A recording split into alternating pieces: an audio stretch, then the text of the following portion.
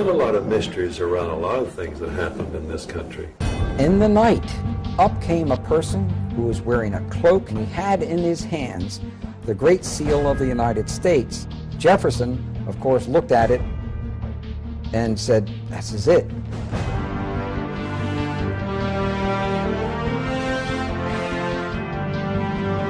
It's a very dangerous thing to reveal the truth, but we have to. Let's go back to really important individuals here. His name is Nicholas Roerich. The truncated pyramid with the all-seeing eye on the top. Nicholas Roerich is the person who is responsible for that ending up on the dollar bill. Franklin Delano Roosevelt was the President of the United States, and Henry Wallace was the Secretary of Agriculture. Now, Henry Wallace was deeply involved in the occult. Roerich to Wallace to FDR to the dollar bill. I was initiated into this very ancient order. Here we are at the Nicholas Roerich Museum. Do you really think it has anything to do with the Illuminati? The owl is the totem symbol of the Illuminati. Yes, because Roerich was the Illuminati.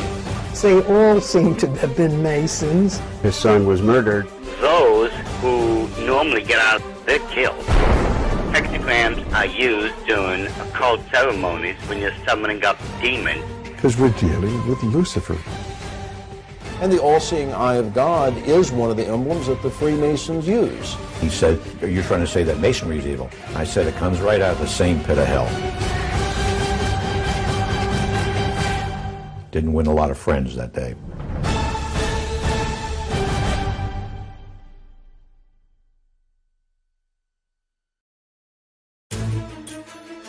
Our history of the dollar bill is a strange telling, one that involves an American president, a former vice president, a mysterious Russian mystic, and a determined Jewish researcher on the trail of an ancient artifact that is said to have been in the possession of the most powerful rulers in history and somehow directly influenced the design of the dollar bill. As incredible as it seems, it's believed this mysterious object could mark the beginning of Armageddon. There's going to be a bloodbath there. With them is an expert in the signs and symbols of the occult world. This is not the eagle. Who claims that the details of the dollar bill are no accident, but represent the diabolical working of secret societies. This is the eye of a phoenix, looking on in favor of the secrets of the dollar bill.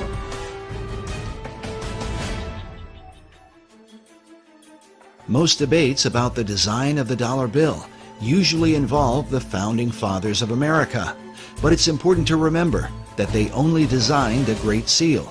There are many details to the dollar bill that go far beyond the seal itself. The Great Seal was developed through 3 committees involving a total of 14 men. But in the end, the work was submitted in June of 1782 by essentially one man, Charles Thomson. What is little known is that while Thomson presented a preliminary sketch, his final design was submitted to Congress only in the form of a written description.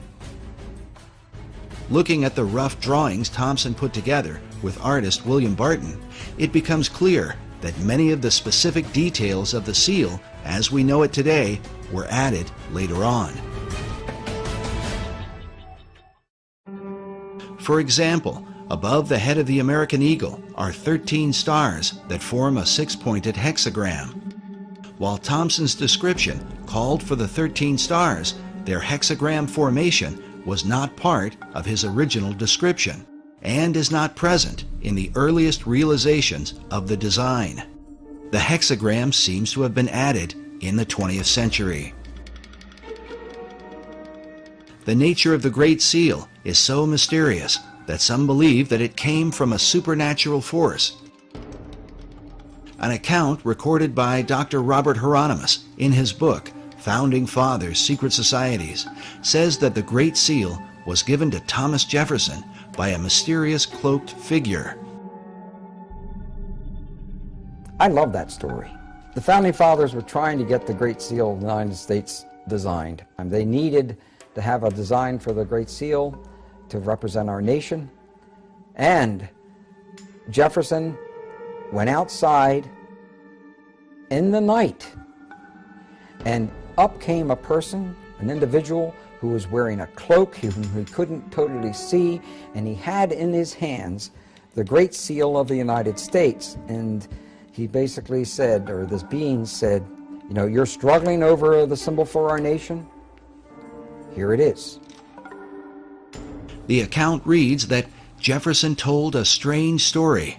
A man approached him wearing a black cloak that practically covered him, face and all, and told him that he, the strange visitor, knew they were trying to devise a seal, and that he had a design which was appropriate and meaningful. Jefferson, of course, looked at it, according to this story, and said, this is it. This is it. He knew it was it, and it was right. So he supposedly came running back into whatever, whether it was a tent or whatever it was, and he showed it to other individuals, and he told them about, he met this person outside. Of course, they went outside to go to find the guy, and he's gone. So supposedly we'll never find out who designed the Great Seal of the United States. While Dr. Hieronymus admits that he is skeptical about such stories, there are others who claim to believe them to this day. Perhaps it has something to do with John Adams, who was on the first seal committee with Thomas Jefferson. According to the written account, John Adams was there when this bizarre event took place. Oddly enough, the Adams Memorial in Washington, D.C. is adorned with this mysterious cloaked figure. Perhaps it's just a coincidence. The first historical account of the Great Seal's design was written by a 19th century American Army officer named Charles A.L. Totten.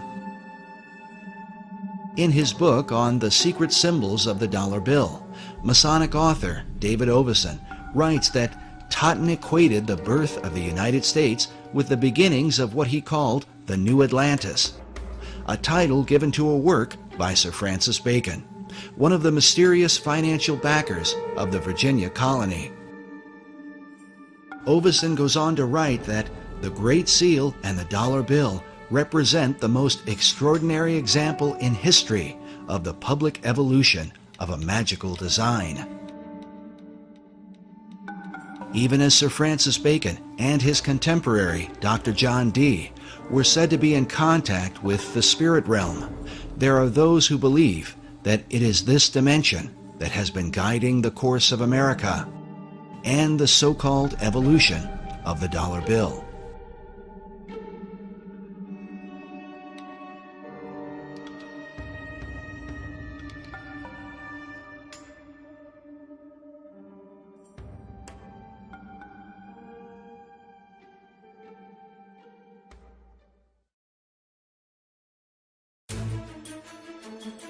Debates have gone on for years about the secret symbolism of the Great Seal of the United States, whether or not these symbols represent secret societies, or if they are what the White House and the U.S. Congress currently tell us, symbols of divine providence, of stability, and the patriotism of America. What the Founding Fathers intended as they designed and ultimately approved of the Great Seal remains mostly a mystery. There's still a lot of mysteries around a lot of things that happened in this country. It's not in our history books. There can be no doubt that those things hidden in the shadows of the last 2 centuries are not easily brought to light. But when one comes into the modern era, into the age of photography, film, and the advanced practices of mass media, it becomes a bit easier to document world events and the intentions of those who have helped to shape them.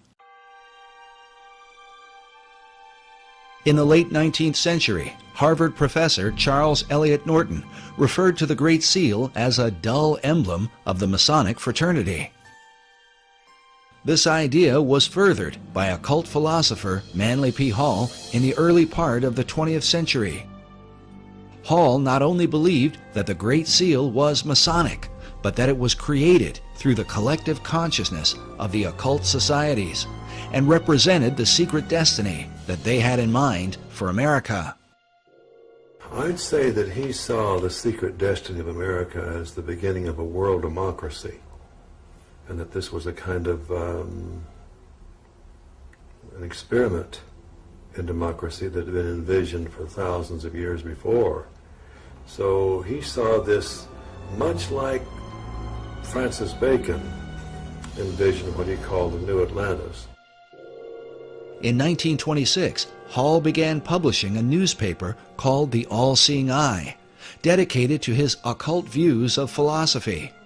It was during Hall's era that the All-Seeing Eye of the Great Seal would be taken out of obscurity and placed on the back of the dollar bill by President Franklin D. Roosevelt in 1935. This might all be seen as just a coincidence, if not for the fact that FDR seemed to be familiar with Hall's teachings on the occult. Today, Hall's legacy is carried on at the Philosophical Research Society in Los Angeles, California, a society that Hall founded in 1934, just 1 year before the Great Seal found its way onto the back of the dollar bill. The current president of Hall Society is Dr. Obadiah Harris, shown here in what is called the Wisdom Library at PRS. According to their website, the library is made up of writings that deal with divination, tarot cards, Kabbalah, alchemy, astrology, metaphysics, Buddhism, theosophy, and secret societies. And wisdom literature is about relationships not only to each other, but to nature, to the universe. That's what this library is. This library is a library about the wisdom that is in nature and in relationships, and how it is that you can tap into that wisdom in any culture. It all overlaps. And Mr. Hall felt like that was really the future for the human race. Like Hall, Dr. Harris believes in the destiny of America. Even more interesting is that Dr. Harris's own writing on the subject was unofficially acknowledged by an important figure in FDR's White House. I wrote a little book one time. One of my first books I wrote was The Reawakening of the Americas. So we usually lose sight of the fact that the whole continent. And I got a little 1-cent postcard from Eleanor Roosevelt thanking me for that. I carried that around for years because I thought that was a great compliment. But even more important was the familiarity that President Franklin Roosevelt had with the arcane literature in Manly Hall's so-called Wisdom Library, a collection of occult books that Hall had gathered from all over the world. And Mr. Roosevelt himself, as you know, back in 1942, after the Pearl Harbor invasion, sent some of his people here to microfiche the works in this library because he looked upon it as a national treasure. He wanted to preserve it. And I was surprised that when I first heard that, just how much he seemed to know about such a treasure of wisdom that is contained here. FDR's interest in the arcane and mystical was further reflected in the relationship he had with his Secretary of Agriculture, Henry Asgard Wallace. And so it was then in 1935 when Franklin Delano Roosevelt was the President of the United States, and Henry Wallace was the Secretary of Agriculture. Now, Henry Wallace was deeply involved in the occult. Wallace's interest in mysticism was well known in circles around Washington, D.C., but it was something that would eventually damage his career in American politics. H.L. Mencken dubbed Wallace the Swami, while it was also said of him that he was the only cabinet member who dabbled in the occult and who could cast a horoscope. In spite of all this, FDR ardently defended him. According to one account, when one of FDR's close advisors worried that many people considered Wallace a mystic, Roosevelt snapped, "He's not a mystic, he's a philosopher. He's got ideas, he thinks right, he'll help people think." But the question was, who was helping Wallace think? This question has been deemed critical because it was Henry Wallace who suggested to FDR that the Great Seal be placed on the back of the dollar bill. But why? Well, it has a lot to do. Let's go back to really important individuals here. His name is Nicholas Roerich.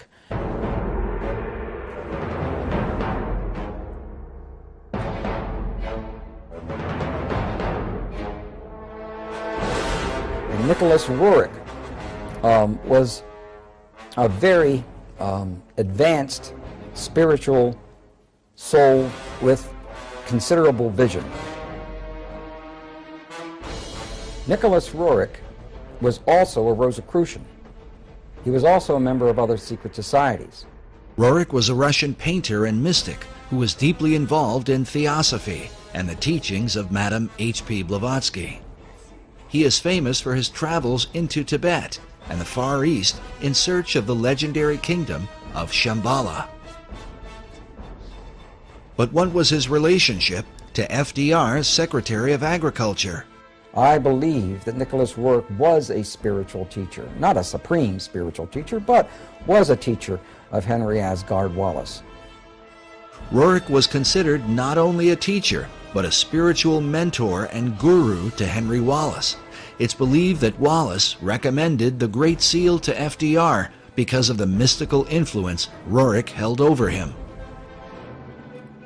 The dollar bill was approved with the all-seeing eye and the truncated pyramid with the all-seeing eye on the top of the because of Nicholas Roerich. In the book Tournament of Shadows, the authors document much of the activities and influence of Roerich during this period.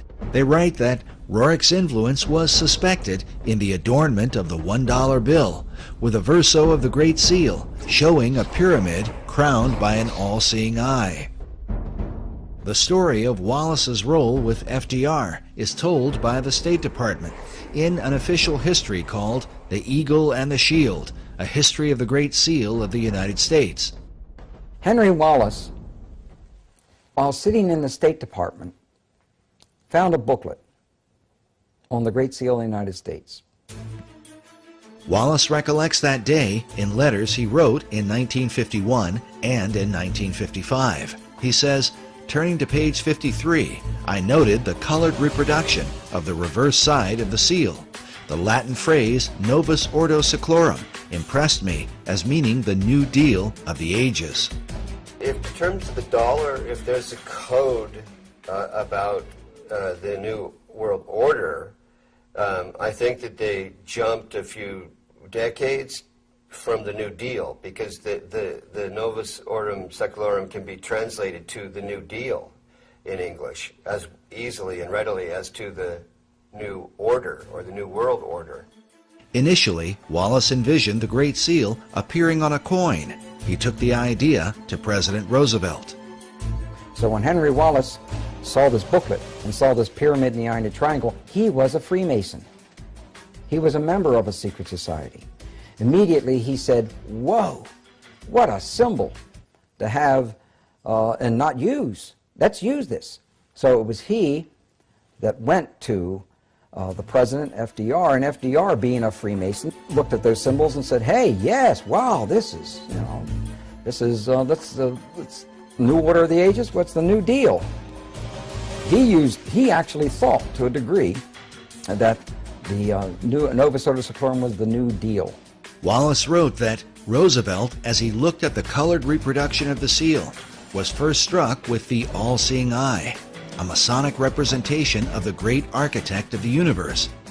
Next, he was impressed with the idea that the foundation for the New Order of the Ages had been laid in 1776, but that it would be completed only under the eye of the great architect. Roosevelt, like myself, was a 32nd degree Mason. He suggested that the seal be put on the dollar bill rather than a coin, and took the matter up with the Secretary of the Treasury. The Secretary of the Treasury at the time was Henry Morgenthau. And he talked to Henry Morgenthau, who was the Secretary of the Treasury, and got him convinced that we should put this esoteric emblem from the back of the Great Seal of the United States onto the back of the dollar bill. This really symbolized the fact that now the esoteric influence dominated the American government. And Morgenthau, the Secretary of Treasury, wrote extensively about this point, and he said there's some strange cabal, some mystical order behind the scenes, calling shots on the artwork that appears now on our dollar bills. He had to approve it, and he later had found out that this was all Henry Wallace's. It was all based on Henry Wallace's relationship to Nicholas Roerich. Nicholas Roerich is the person who is responsible for that ending up on the dollar bill. Today, the story of Roerich's mystical influence is told by a variety of occult researchers.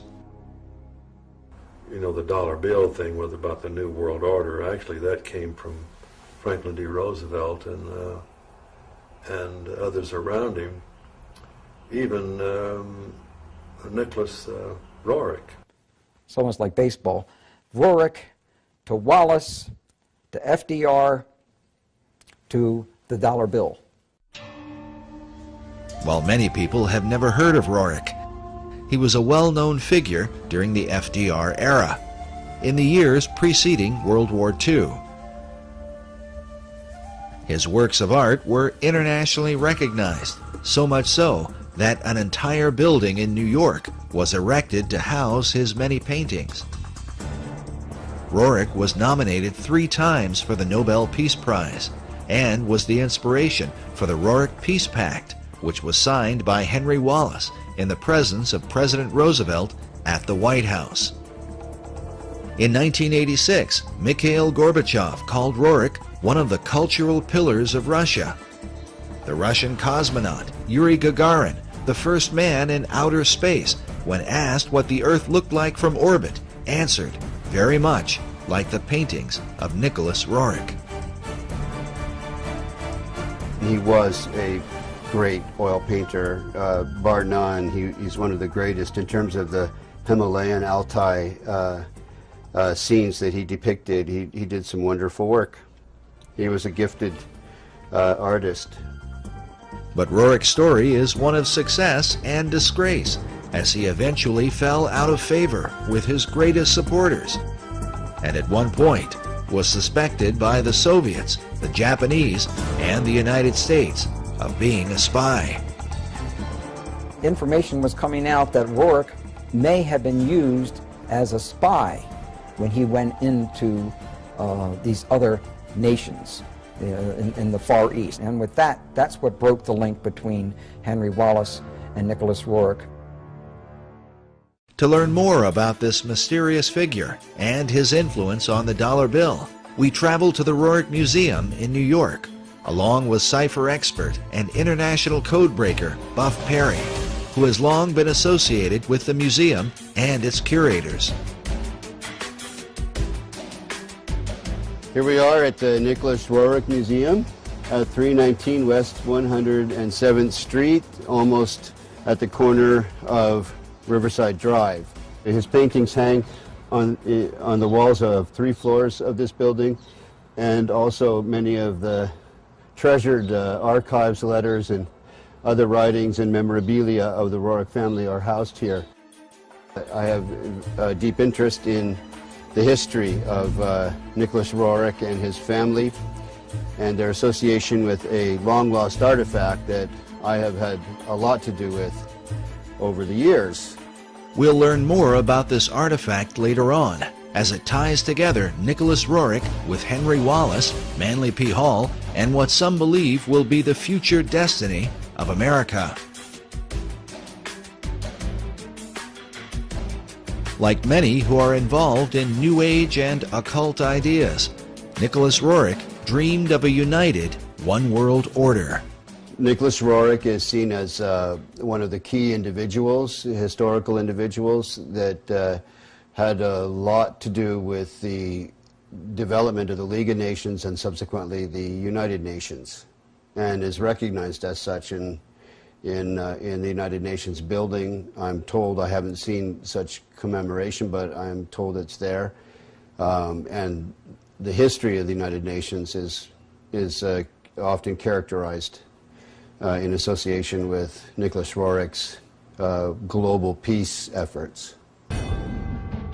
Roerich's dream was shared by his disciple, Henry Wallace, as demonstrated by the book Henry A. Wallace, His Search for a New World Order. This concept is visualized by the cracked bronze globe that sits outside the United Nations building, where a new world is literally breaking forth from the old. But somehow, Roerich's ideas on the subject would get him into trouble with Wallace when he traveled abroad on behalf of the United States government. In the book, Tournament of Shadows, we read that Roerich had been chosen by Henry Wallace to scour Central Asia for drought-resistant grasses to combat the Dust Bowl. This was the genesis of the Roerich expedition, financed and staffed by the Department of Agriculture. But during his 2-year expedition, Roerich seemed to be on a mystical journey, one that involved his quest for the legendary city of Shambhala, and literally searching for signs of the second coming of Christ. Nicholas Roerich's idea was that the second coming of Christ may happen within years, and that's why he visited India, China, etc., and Russia, and digging up and trying to locate spiritual centers and spiritual information along those lines. Authors Meyer and Bryzak write that the search for Shambhala, which he identified with the second coming of Christ, and the Maitreya, or Buddha to come, obsessed Roerich. His paintings and writings thereafter conjured up his vision of a new age of peace, brotherhood, and enlightenment. But Roerich's concept of Christ, shown here in one of his paintings, was dramatically different from that of traditional Christianity. Both Roerich and Wallace were members of the Theosophical Society that was founded by Madame H.P. Blavatsky in the late 19th century. Blavatsky's view of religion can be summed up in her book, The Secret Doctrine. She makes use of the phrase, Demon est Deus inversus, which means the devil is God inverted. Her view was based on the ancient Gnostic belief that in the Garden of Eden, the serpent who tempted the woman was really an angel of light, and that God, who had created Adam and Eve, was really the devil. The reason is because God had forbidden man from partaking of the tree of knowledge, or gnosis.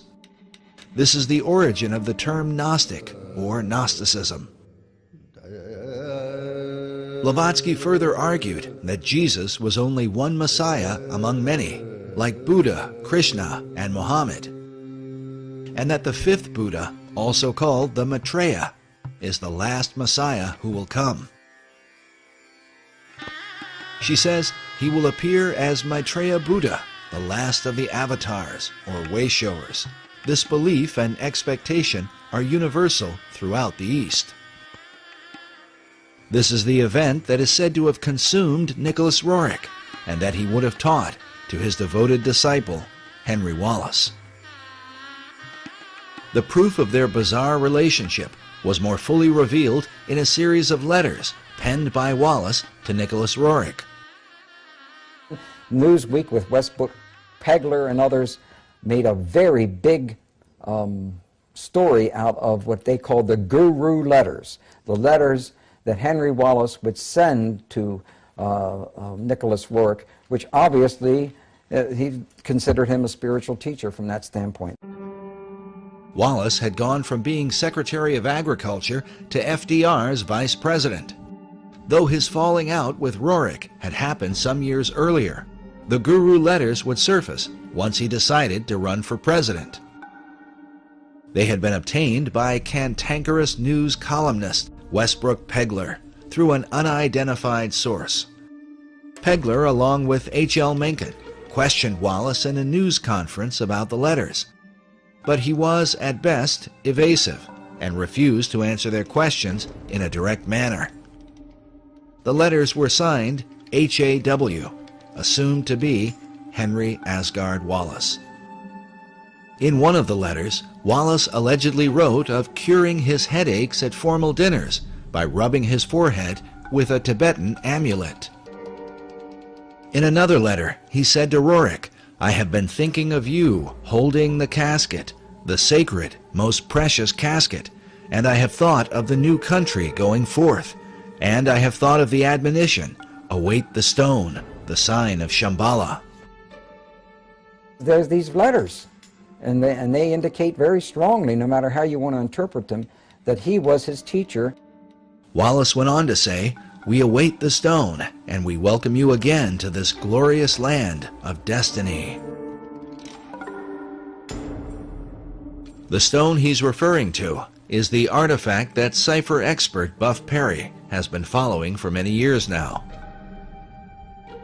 We learned about this mysterious stone during our first interview with Perry at Manly Hall's Philosophical Research Society, where a statuette of Nicholas Roerich, holding a casket like the one described by Wallace, sits on one of the tables in the library.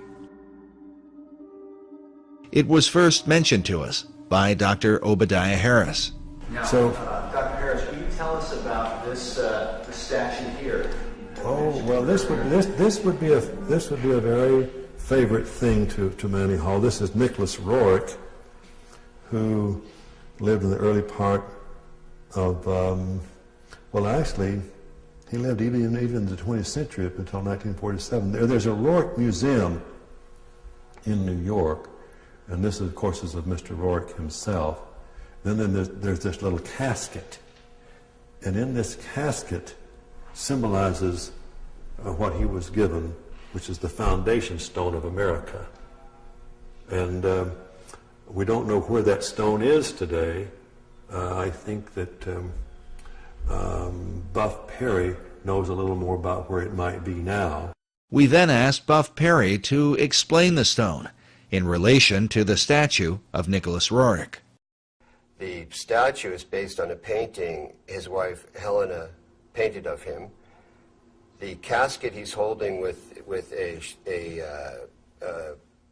cloth fabric, a kind of sacred, appearing to be Tibetan cloth fabric over it, is a casket that contains a stone that variously has been called the Chintamani in Sanskrit, meaning the stone of wisdom, the Bethel or Bethel stone, which was Jacob's pillow stone, that you read about in Torah in the Old Testament, which became known as a Bethel stone, because it was used at the location of what became the town of Bethel, so Bethel.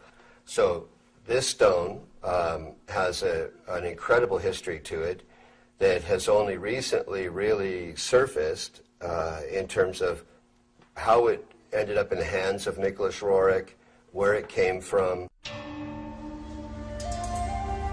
There can be no question that this stone in the casket consumed Roerich through the latter part of his life. His paintings are filled with the repeated imagery of it.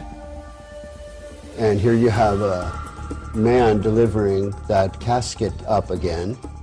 It appears in, it seems like almost all of Roerich's paintings. These are supposed to be his family and ascendant masters carrying the Rothenberg casket in which that stone was kept. Roerich called the stone the treasure of the world. Even his wife, Helena, is pictured in this portrait, which hangs in the Roerich Museum, with the casket resting next to her, something she and her husband had received under mysterious circumstances in 1923. Everything changed once they received this. But why would this artifact be of interest to FDR's Vice President, Henry Wallace?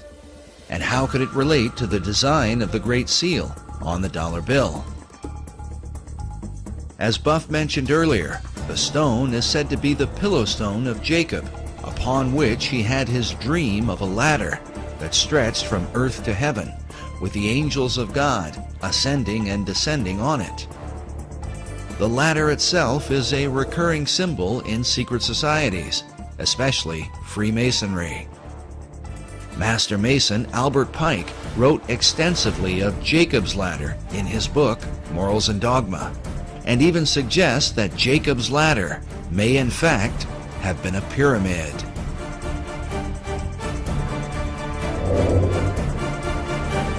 The book of Genesis tells us that when Jacob awoke from his dream, he took the stone and set it up for a pillar, and he said, "This stone, which I have set for a pillar, shall be God's house." As a result, some have come to believe that God, or the power of God, resides in the stone itself. From there, the legends vary, but one account says that the prophet Jeremiah took the stone and carried it into Scotland, where eventually the Scottish kings were crowned upon it. In late March 1306, Robert the Bruce was enthroned as King of Scots at Scone in Perthshire.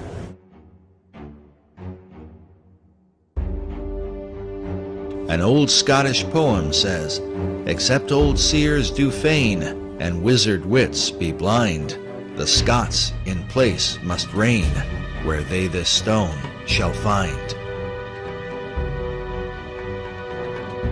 Eventually, the stone was kept at Scone Palace and was hence called the Stone of Scone. To this day, the Scots also call it the Stone of Destiny. In the year 1296, King Edward I of England captured the stone, and it was taken to Westminster Abbey for the crowning of English monarchs. In this picture, you can see the stone itself in the compartment beneath the coronation chair, a chair that was specifically built to house the Stone of Destiny. The last monarch to be crowned upon it was Queen Elizabeth II in 1953.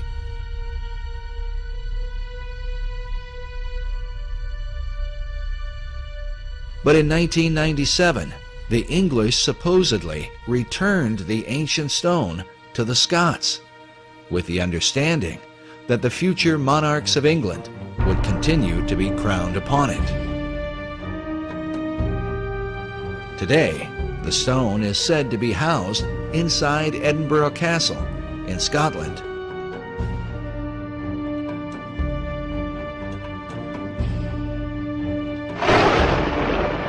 There is even a self-guided tour where visitors can view the Stone of Destiny along with the Honours of Scotland, the crown jewels of Scottish royalty. According to the tour guide we spoke with while there, this is the legendary stone. But if this is true, then how could the stone have ended up inside a casket in the hands of Nicholas Roerich? The answer, given by Buff Perry and others, is that the stone currently at Edinburgh is a fake. The stone of Scone, because the one that's actually in Edinburgh Castle is a fake, and most Scots know it. Because once the English came and stole it once, they were never going to be stolen again. So the one that's actually in the castle is not real. Others, like Alex Salmond, the First Minister of Scotland, claim that the stone taken by the English king in 1296 was a fake, and that the real stone was somehow hidden away secretly by the Scots.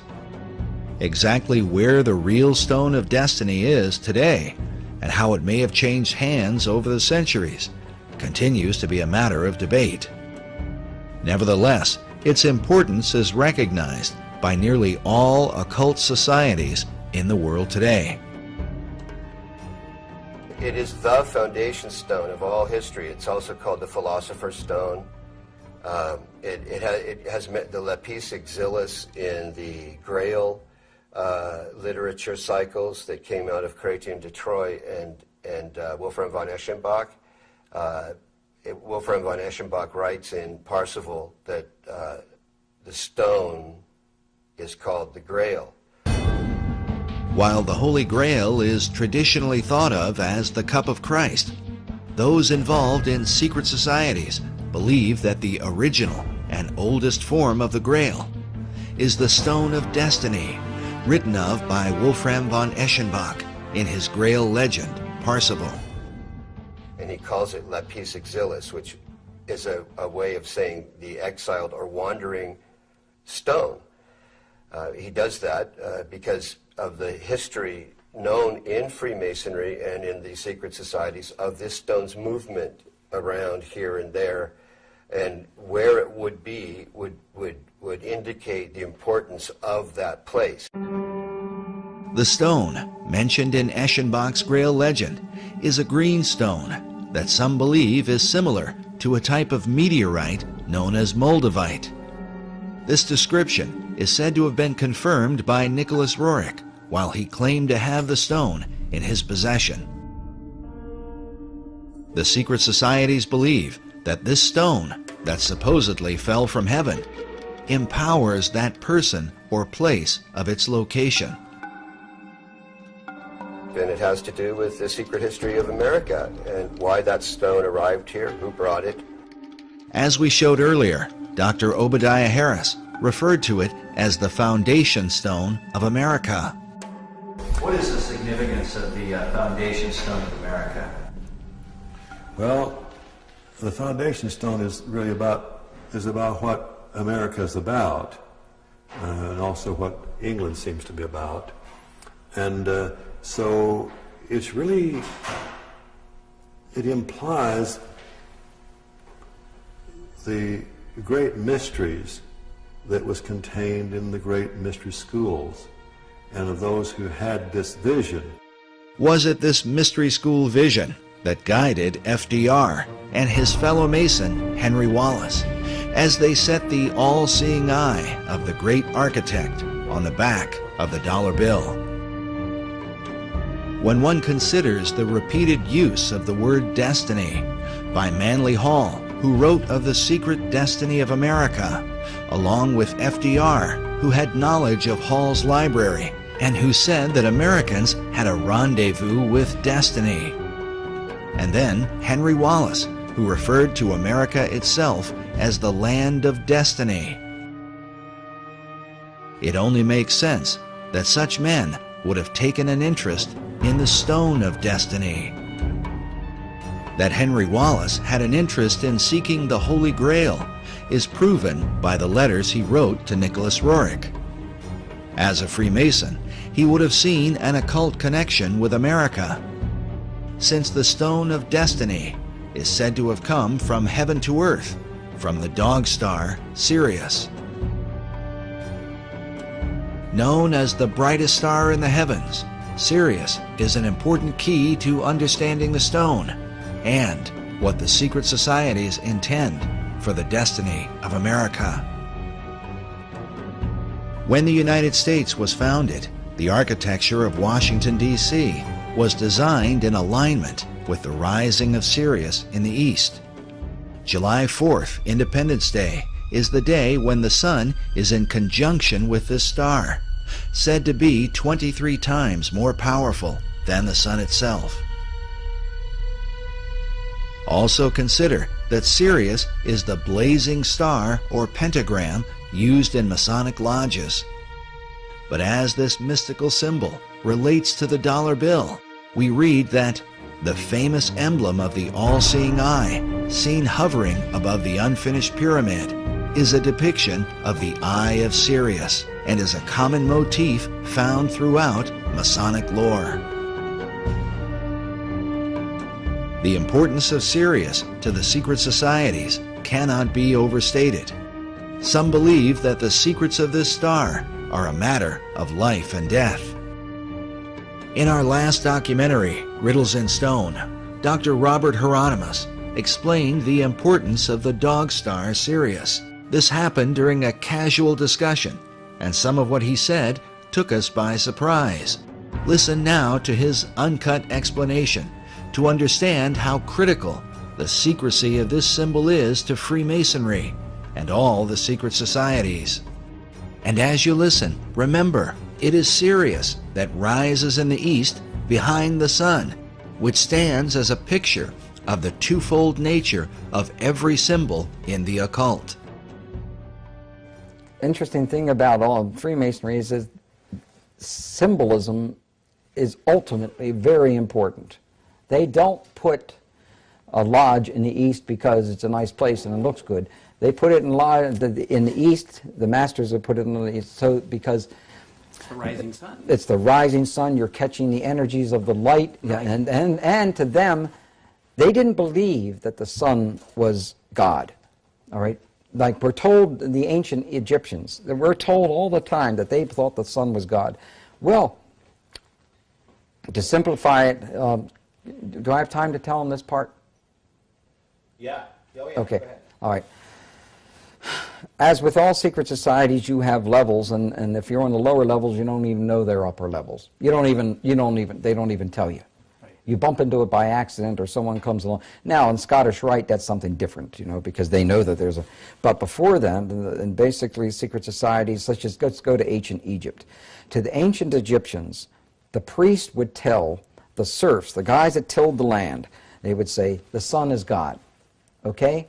And so they accepted that very low-level interpretation, all physical. That's not what the priests believed. What the priests believed, there was a second level.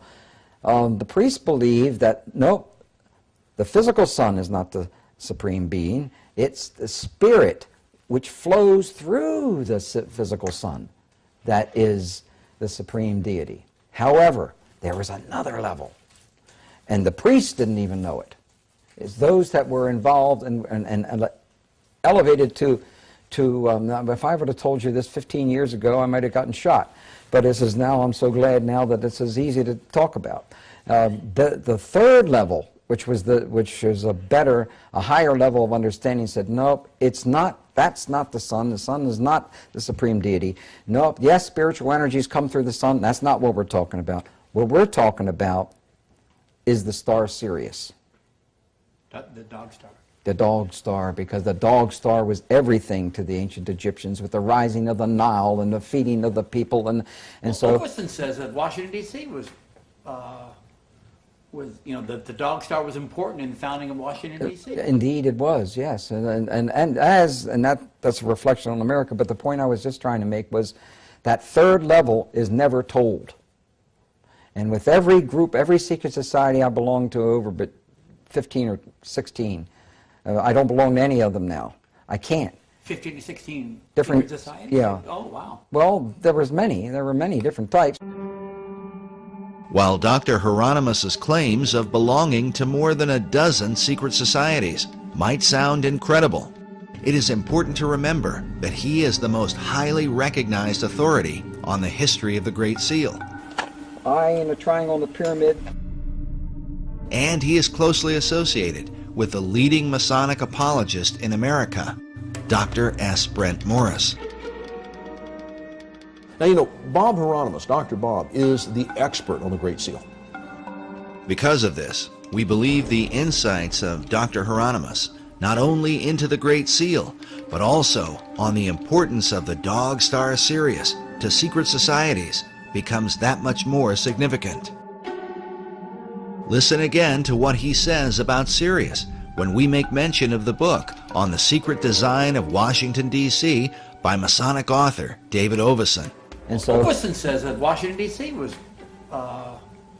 the dog star was important in the founding of Washington, D.C. Indeed, it was, yes, and that's a reflection on America. That's a reflection on America. How is Sirius a reflection on America, according to the secret societies? And is it just a coincidence that the Stone of Destiny, awaited by an American vice president and supposedly in the possession of his guru, is said to have come from this blazing star? In the occult, this stone is not only a type of the Holy Grail, but seems to be a symbol for the secrets of Masonry as understood by Henry Wallace. In his book, The Occult Conspiracy, Michael Howard says of Wallace that the Secretary of Agriculture was well versed in occult knowledge. In a letter to his Russian guru, he stated, "The search, whether it be for the lost word of Masonry, or the Holy Chalice, or the potentialities of the age to come, is the one supremely worthwhile objective. So may we strive for the chalice and the flame above it." Howard says the chalice he refers to is the Holy Grail, regarded by the Rosicrucians as a feminine symbol for perfection, and the age to come is the dawning of the Aquarian Age. The concept of the flaming chalice is another repeated theme in the paintings of Nicholas Roerich.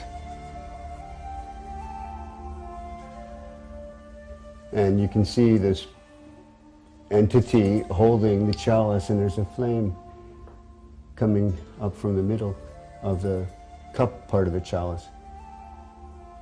This is a painting of Prophet Muhammad, and interestingly, he's viewing a specter of a person of some sort or other who's bearing in the heart area the chalice that's burning the flame. That's consistent with Zoroastrian motifs as well as Agni Yoga. But when I was in Isfahan, for example, and in Tehran, I visited the Zoroastrian temples, and those chalices that bear the flames are as big as I am. And I'm sure that Nicholas Roerich had the occasion to see those chalices in the Zoroastrian temples in his journeys through the East and the Near East. But this is definitely Muhammad. He's named it Muhammad the Prophet. But for some interesting reason, Muhammad is viewing some kind of spiritual entity with that fire-bearing chalice in the heart zone. While Roerich's paintings are today kept in a modest museum in Manhattan, they were once kept in a towering building on the Upper West Side. In the 1920s, Roerich was supported by a wealthy benefactor and Freemason named Louis Horch. Like Wallace, Horch considered Roerich to be his guru and financed the construction of a massive building to honor him. It was called the Master Building. During this era, Roerich designed what he called a peace banner that went along with the Roerich Peace Pact that had been signed by Henry Wallace. The symbol was simply 3 circles in a triangle formation. This symbol can be seen even today, engraved on the black cornerstone of the Master Building.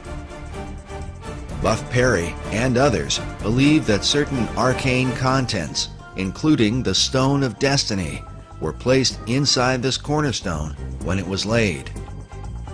This is the seal over the cornerstone of the Master Building that is at the corner of 103rd and Riverside Drive. And here you see 1929 and the 3 circles with an M and then an R beneath it. And I believe that means Master Roerich, meaning master building in effect. He was like an edifice to people at that time. So the idea of the Master Building was the idea that Roerich himself was the master, is that Absolutely, correct? Absolutely. The whole building was built for him, for his use, in his honor and in his name. And it was to be used as a place where there would be art galleries, art studios. Great writers of the past lived there. Joseph Campbell was there? Joseph Campbell lived there for a period of time. Joseph Campbell was a highly regarded esoteric who wrote about the power of myth. His works are still celebrated by the Theosophical Society to this day.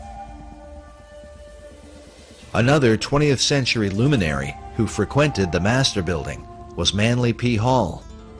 Hall was clearly interested in Roerich, and in his books wrote about the symbolism of the stone that is called the Grail. And we don't know where that stone is today. I think that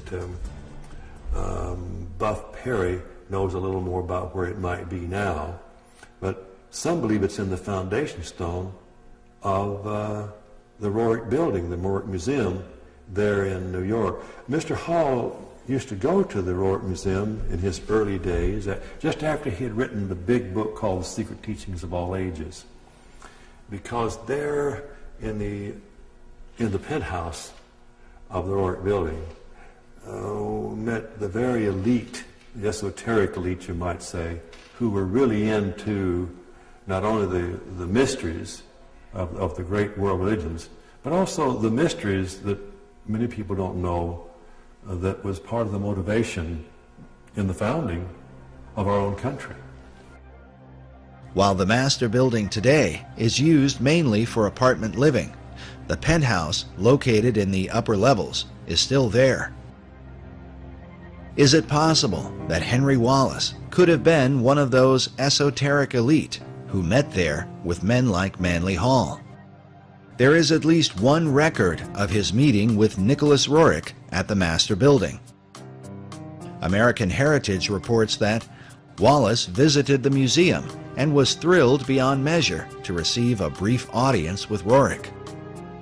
He found the artist's appearance, demeanor, and plans to promote culture and peace extremely impressive. He admired Roerich's paintings because he said they gave him a smooth feeling inside. The article goes on to say that Wallace avidly read the painter's writings and frequently communicated with the officials of the Roerich Museum. Whether FDR himself ever attended the penthouse meetings is unknown, but it is reported that the president's mother was an admirer of Roerich, and Roosevelt himself had once met and been favorably impressed by the artist. It is also worth noting that in 1932, First Lady-elect Eleanor Roosevelt gave a lecture at the Roerich Museum Lecture Hall.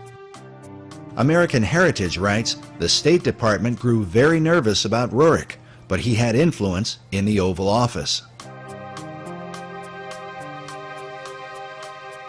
With such connections, is it possible that inside the mysterious penthouse at the upper level of the Master Building, the so-called esoteric elite decided on the design for America's dollar bill?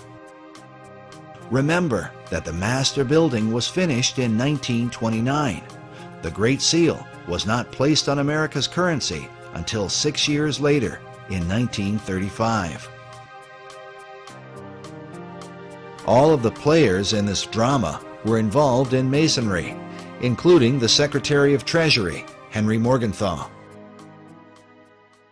When Morgenthau, the Secretary of the Treasury, regretted having placed the all-seeing eye on the verso of the American dollar bill, he made reference to a small Kabbalistic group that used that symbol in their ceremonies, and because of that regretted that that symbol ever would have made it onto the dollar bill, which to me is rather peculiar because Masons for centuries had already used that all-seeing eye in their lodges, in their literature, and in all means and manner of expression. Perry's suggestion is that while Morgenthau, as a Mason, might not object to a Masonic symbol, he was concerned about the influence of what appeared to be a personality cult surrounding Nicholas Roerich. He was a little embarrassed that perhaps all of the information got out that Nicholas Roerich, the guru, would have been instrumental in seeing to it that that symbol ended up on the dollar bill. We took a trip to the Master Building and met with the building's historiographer, Mildred Spicer. She lives inside one of the apartments with a view through the right-angled windows that are famous for being the first of their kind. Whether or not they were intended to represent the Pythagorean right triangle, a favorite symbol among Masons, is for the viewer to decide. Rorick's idea was to have that Mason symbol put on the dollar bill, so every resident in the U.S. is connected to Rorick through the dollar bill. While we were there, Mildred confirmed that Rorick's chief financial supporter, Louis Horch, was in fact a 33rd degree Freemason. And that was given, sent to me by Oriole. Her father was Louis Horch, and she and her mother, Nettie Horch, were very involved with the museum. And during this time, they were caught up in the mysticism of Rorick. And those who were part of Rorick's inner circle were invited to the highest level. With Mildred's help, we were able to make our way up the elevators and then the many stairs to the much talked about penthouse, which some have called a kind of temple or meditation room.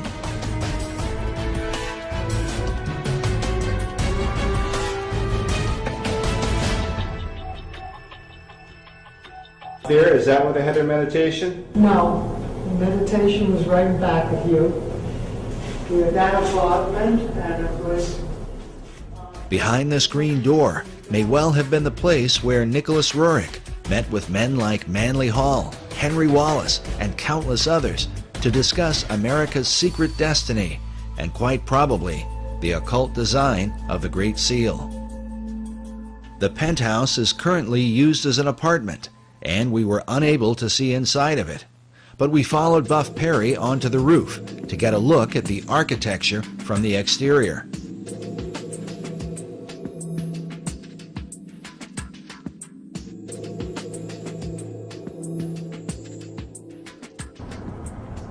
We're at the very top of the master building, and behind you is the river, and in front of you is the outside walling of the meditation room or temple or whatever one wants to call it, the chapel that Roerich had constructed for his private spiritual purposes.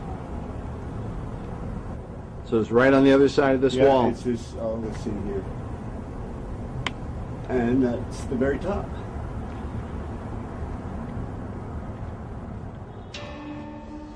The staggered layers at the top of the penthouse seem to bear some resemblance to one of Roerich's paintings titled Arhat. In Buddhism, Arhat is the highest level of enlightenment, said to be the ultimate goal of nirvana. In Roerich's painting, notice the image of the Buddhist figure sitting inside the staggered stones, perhaps a symbol for the enlightened esoteric elite in the meditation room.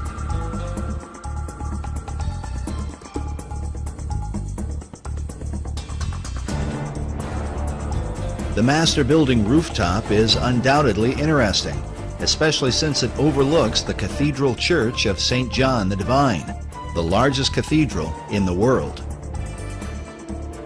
where many of the occult concepts of America all seem to come together. What's interesting is that much of the cathedral was being built during FDR's administration. On the outside, there is a cross before what is called the Rose Window, an obvious symbol of Rosicrucianism. Inside the cathedral, we find praying saints alongside lurking demons. An image of what looks like a Zoroastrian Maitreya hangs upon a cross at the altar. Meanwhile, an upside-down cross is seen in one of the alcoves, serving as a monument to September 11th. Elsewhere, a phoenix bird is carved beneath the pulpit.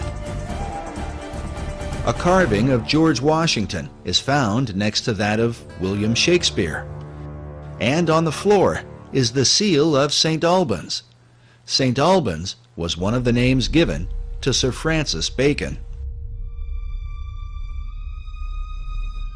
And in the midst of it, we find obvious imagery pertaining to the Holy Grail. Some more obvious than others, like this seal on the floor of the cathedral. But notice that there are two cups beneath the cross.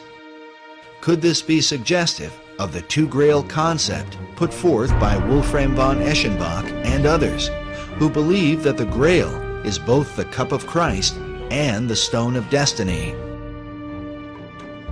It is worth noting that Grail legends were of great importance during the time of FDR and the whole World War II generation. Not only in America, but in Europe, Richard Wagner based his famous opera, Parsifal, on the writings of Wolfram von Eschenbach.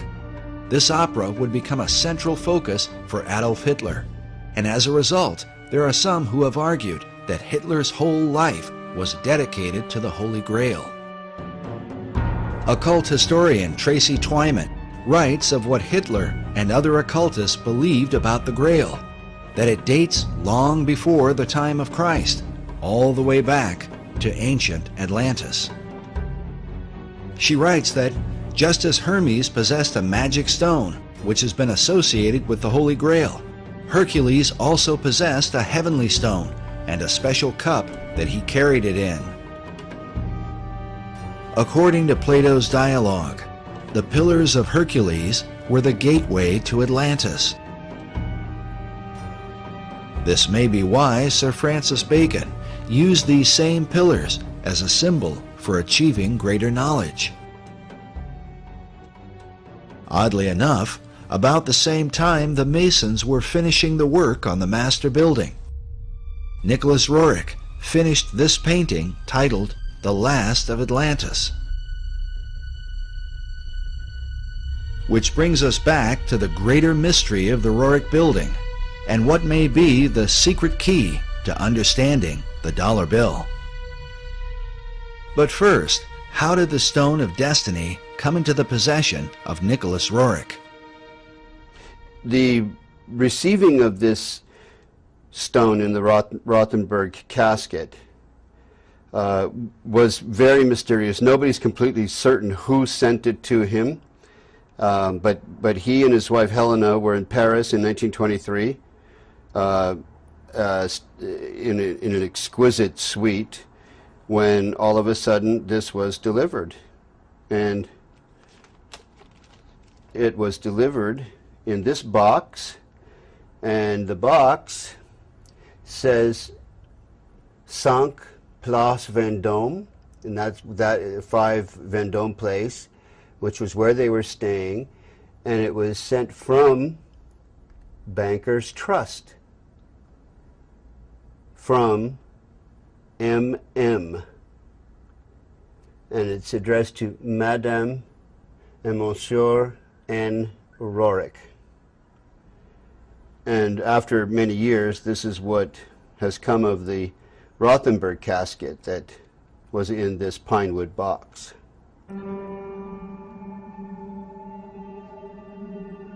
But why would this artifact have been delivered to Nicholas Roerich? And could it have really ended up inside the cornerstone of the master building, as Buff Perry and others believe? When it was mysteriously delivered to Nicholas Roerich in 1923, he carries it around. He ends up going to India with it. By 1929, he's had this huge building, a 29-story Art Deco building built for him in New York City by Louis Horch, an investment banker, with a cornerstone prepared to have this sacred casket bearing the stone and other artifacts sent from India, because he's now taking it in 1923 from Paris to India, and placed in the cornerstone for posterity. All of this might seem a bit too incredible, except for the fact that the laying of the cornerstone for the master building was a major event in 1929, attended by foreign dignitaries from around the world. From Spain, France, Poland, Australia, Romania, and a host of other countries. Why would they all turn out for this event? This 1929 event is very important. Albert Einstein sent a tribute, which I have a copy of, to the construction of the building, to the meaning of Nicholas Roerich, who he was, what he was doing for humanity, and why the laying of this cornerstone was so important. Rabindranath Tagore, many luminaries and notables, government officials and the like, including Henry Wallace, who became FDR's vice president, first Secretary of Agriculture and then vice president in the next decade. And that becomes very intriguing, what all the connectedness is in terms of FDR, Freemasonry, and the stone. Just as Freemasons were involved with the designing of the dollar bill, they were also involved in the construction of the Master Building. As noted earlier, the Master Building was financed by Louis Horch, who was appointed to a number of government offices during FDR's administration. In fact, he was placed in charge of the Department of Commerce by his fellow Freemason and Roerich disciple, Henry Wallace. As we have seen, Wallace, in his letters, shared a fascination with the Stone of Destiny. And so the stone today is in this building? The stone is in this casket, said to be in this casket. The reports I have received from the Roerich Museum would have that stone in this Rajput casket in the cornerstone of the Master Building. The interest of men like Albert Einstein, Henry Wallace, and not to mention all the foreign dignitaries becomes quite intriguing when one considers the full contents of the casket that was said to be placed inside the cornerstone.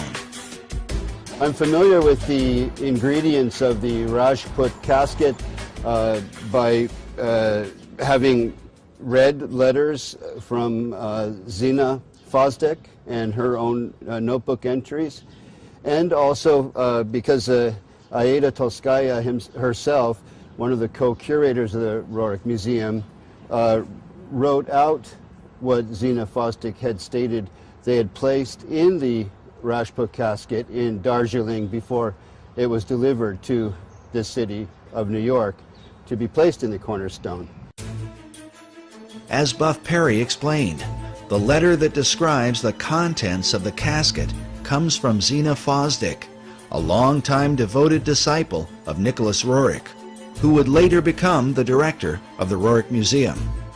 The museum photo collection is filled with images of Fosdick alongside Roerich while they were in Darjeeling, India, where the casket was prepared.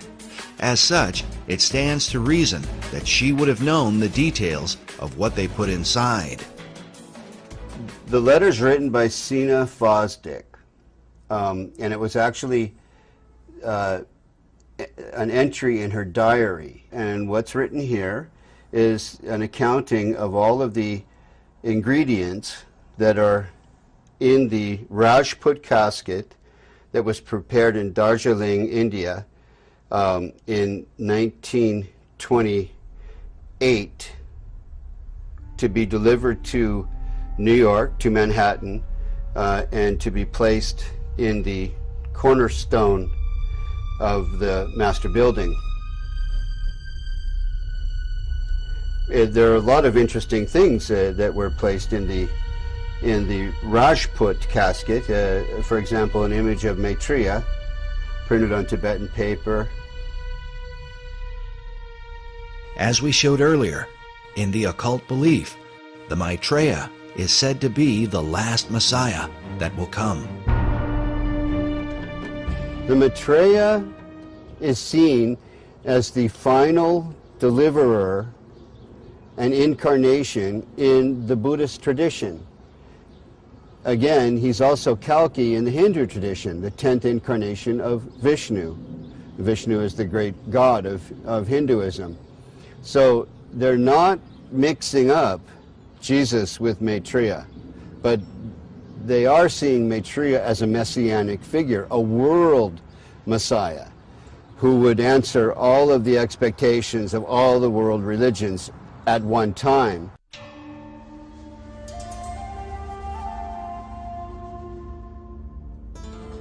The reason Roerich would not mix up Jesus with Maitreya is because of the New Age belief that Maitreya is the true Christ, while Jesus was only his disciple.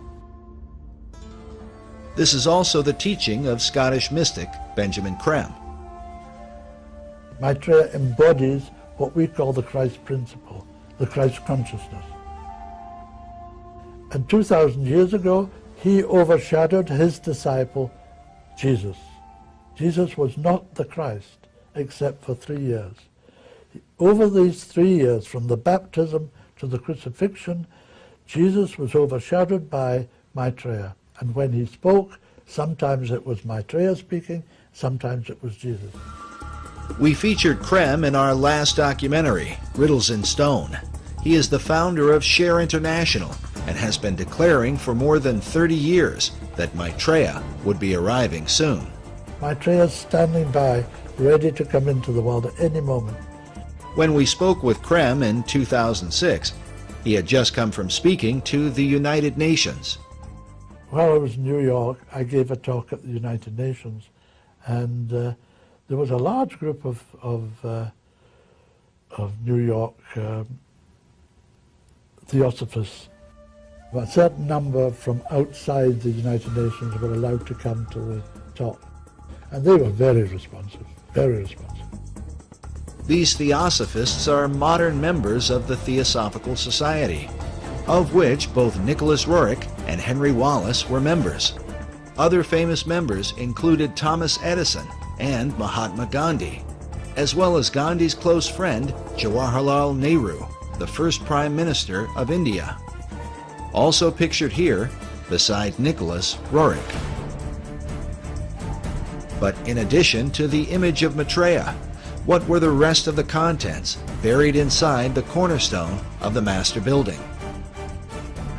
A portrait of M.M. This, I believe, is Master Moriah. Master Moriah was one of the names given to a spirit that is said to have inspired Madame H.P. Blavatsky. Roerich's wife, Helena, claimed that the same spirit was in contact with her and inspired her writings. It's Master Moriah, who is actually Helena Roerich, channeling this entity, if I can put it that way. One of her books was titled On Eastern Crossroads, in which she wrote extensively about the stone in her husband's possession, calling it the Serpent Stone, and saying, "The stone cometh," and "It is a most grievous error to deny the stone." In fact, the quote from one of Henry Wallace's Guru letters about the new country that goes forth and the admonition to await the stone comes directly from this book. Nicholas Roerich tended more to write about, sort of physical reality and the adventures in the Himalayan mountains, in the Altai region toward the Himalayan mountains, where his wife, Helena, wrote about the channeling and the esoterica, the theosophical kind of side of things. While Roerich's writings may have dealt with reality, his paintings were anything but. Dedicated to universal archetypes, and with them, the promise of a sacred treasure. That brings us to the third, and perhaps most important item, placed inside the cornerstone of the master building. They're all people who had varying kinds of relations with Nicholas Roerich. They were channelers, they were followers. But to me, personally, greatest interest is this side statement that Aida Tolskaya, who is also one of the curators of the Roerich Museum, wrote. Sina omits a piece of the stone that was placed in the casket. This goes back to that famous stone that the Roricks became a cause célèbre because of, and many other people wrote about later.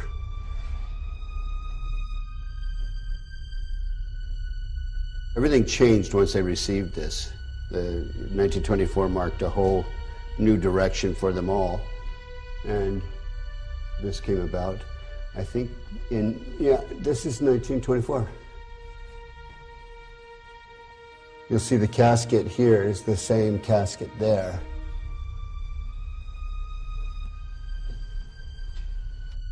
And this is a burning casket of some kind. Yeah, Chintamani.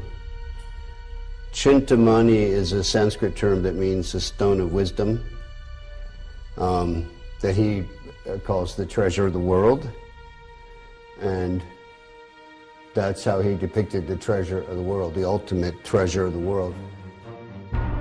It seems only appropriate that this treasure hunt would take us back to Manly Hall's society in Los Angeles, and in particular to one of the graduates there from the University of Philosophical Research, a Freemason named Gavin Wentz. On his website, he quotes a curious passage from Eschenbach's Grail legend with a clear reference to the Knights Templar. The passage reads, "Wherever these Templars receive victory or defeat, I will tell you by what they live. They live with a stone. If you do not know it by name, I will name it for you.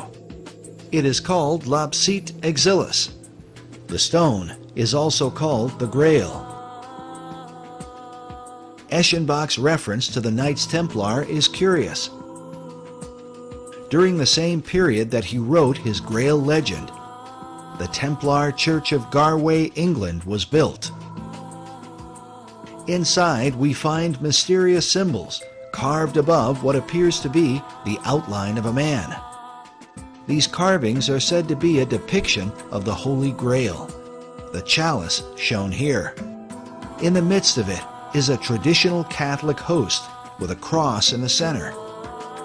But inside the chalice, just beneath the host, is what appears to be a truncated pyramid.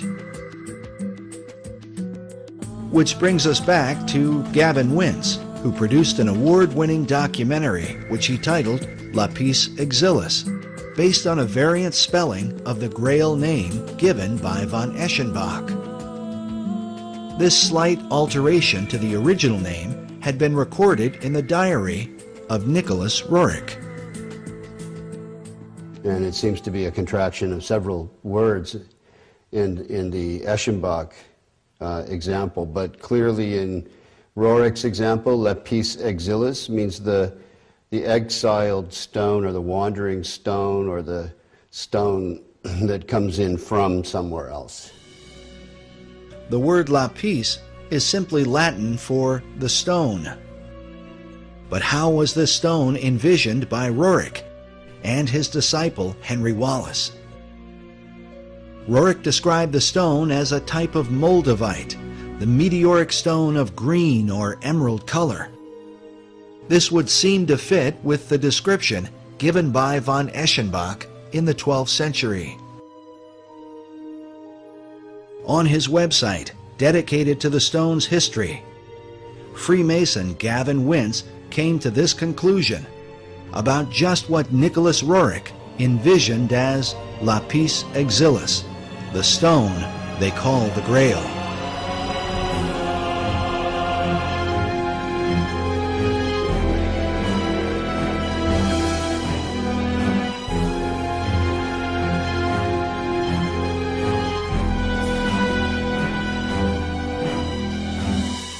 Is it really possible that Roerich, Wallace, and even FDR believed the Great Seal was a representation of the Holy Grail? And if so, then, as the treasure of the world, would this explain why the US dollar has been used from the time of FDR onward to send financial aid to nearly all the countries of the earth, for the establishment of a global society? During his 2008 presidential campaign, Barack Obama was criticized for wanting to spread the wealth.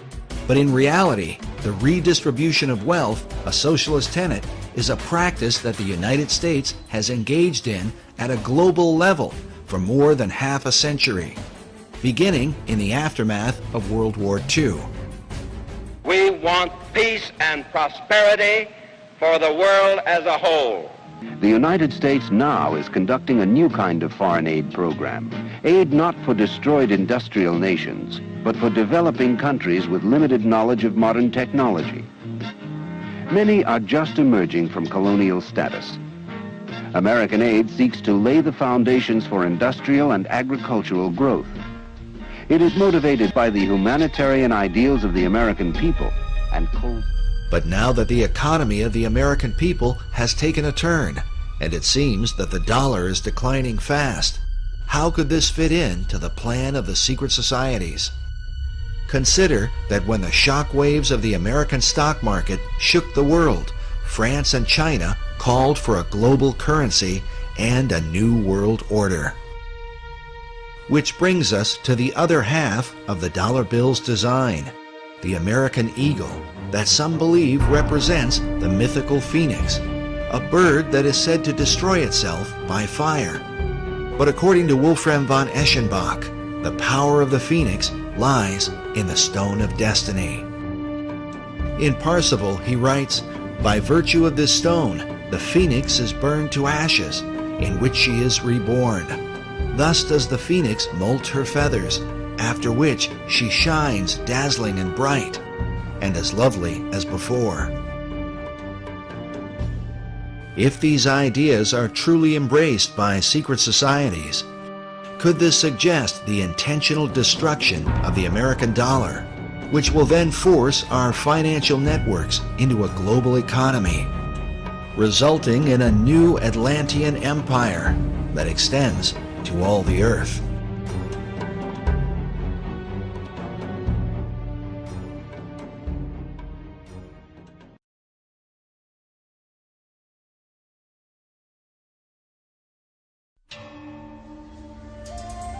As Buff Perry mentioned earlier, the stone is also called the Chintamani stone.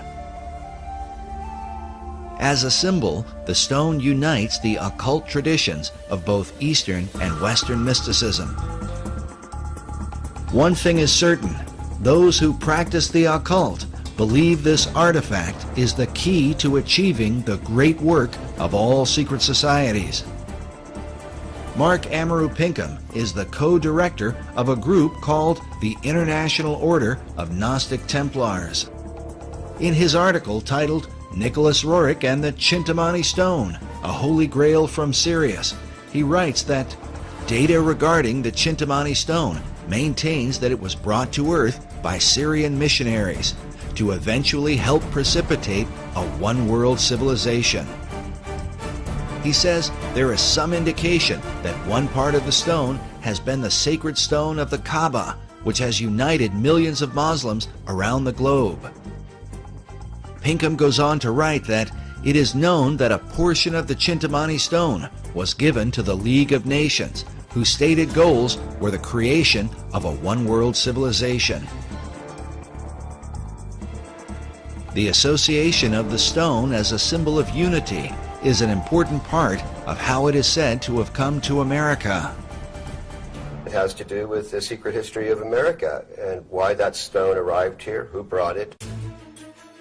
Oddly enough, this mysterious artifact may provide the missing link to understanding how America has gone from being a Christian nation to a country beset with pagan statues, pagan monuments, and occult icons. For years, Buff Perry was financed by a leading member of the Philosophical Research Society to hunt down this stone of destiny. I learned about this stone going into Roerich's hands through the director of the Rosicrucian Order, the curator of the Rosicrucian Museum in San Jose, California. The whole concept of the stone as the Holy Grail represents the so-called perfecting of mankind. This is the theme of Rosicrucianism and Freemasonry. As Manly Hall writes, to the mystic, the stone is divine power, an ancient symbol of the perfected and regenerated man, whose divine nature shines forth. After years of research, Buff Perry now believes the stone was brought to America by secret societies from Scotland in the years preceding the American Revolution. For them, the stone was to empower the foundation of a new republic. Why is it called the foundation stone for America? The foundation stone for America because it was brought here by the Jacobites who had been arrested at Preston in 1715 in their attempt to overthrow the kings. The kings in question are the line of English kings who succeeded King James II, who was deposed from his throne in 1688 and succeeded by William of Orange. But the supporters of James rebelled against the deposing of their favored monarch. They were called Jacobites, a name derived from Jacobus, the Latin version of James. In short, the Jacobites were mostly Scottish Highlanders who were determined to restore James and the House of Stuart to the English throne. But the reason King James II was deposed presents a powerful clue as to why America has been steadily transformed into a cornucopia of pagan and occult philosophies. King James had proclaimed that Jews and Presbyterians and Quakers and Catholics and even Ottomans should be embraced by the Church of England. That's why he was deposed. So the subsequent formation of this Jacobite revolutionary social order was in reaction to his deposition and in support of his embrace of Jews, Presbyterians, Quakers, Catholics, and Ottoman Muslims.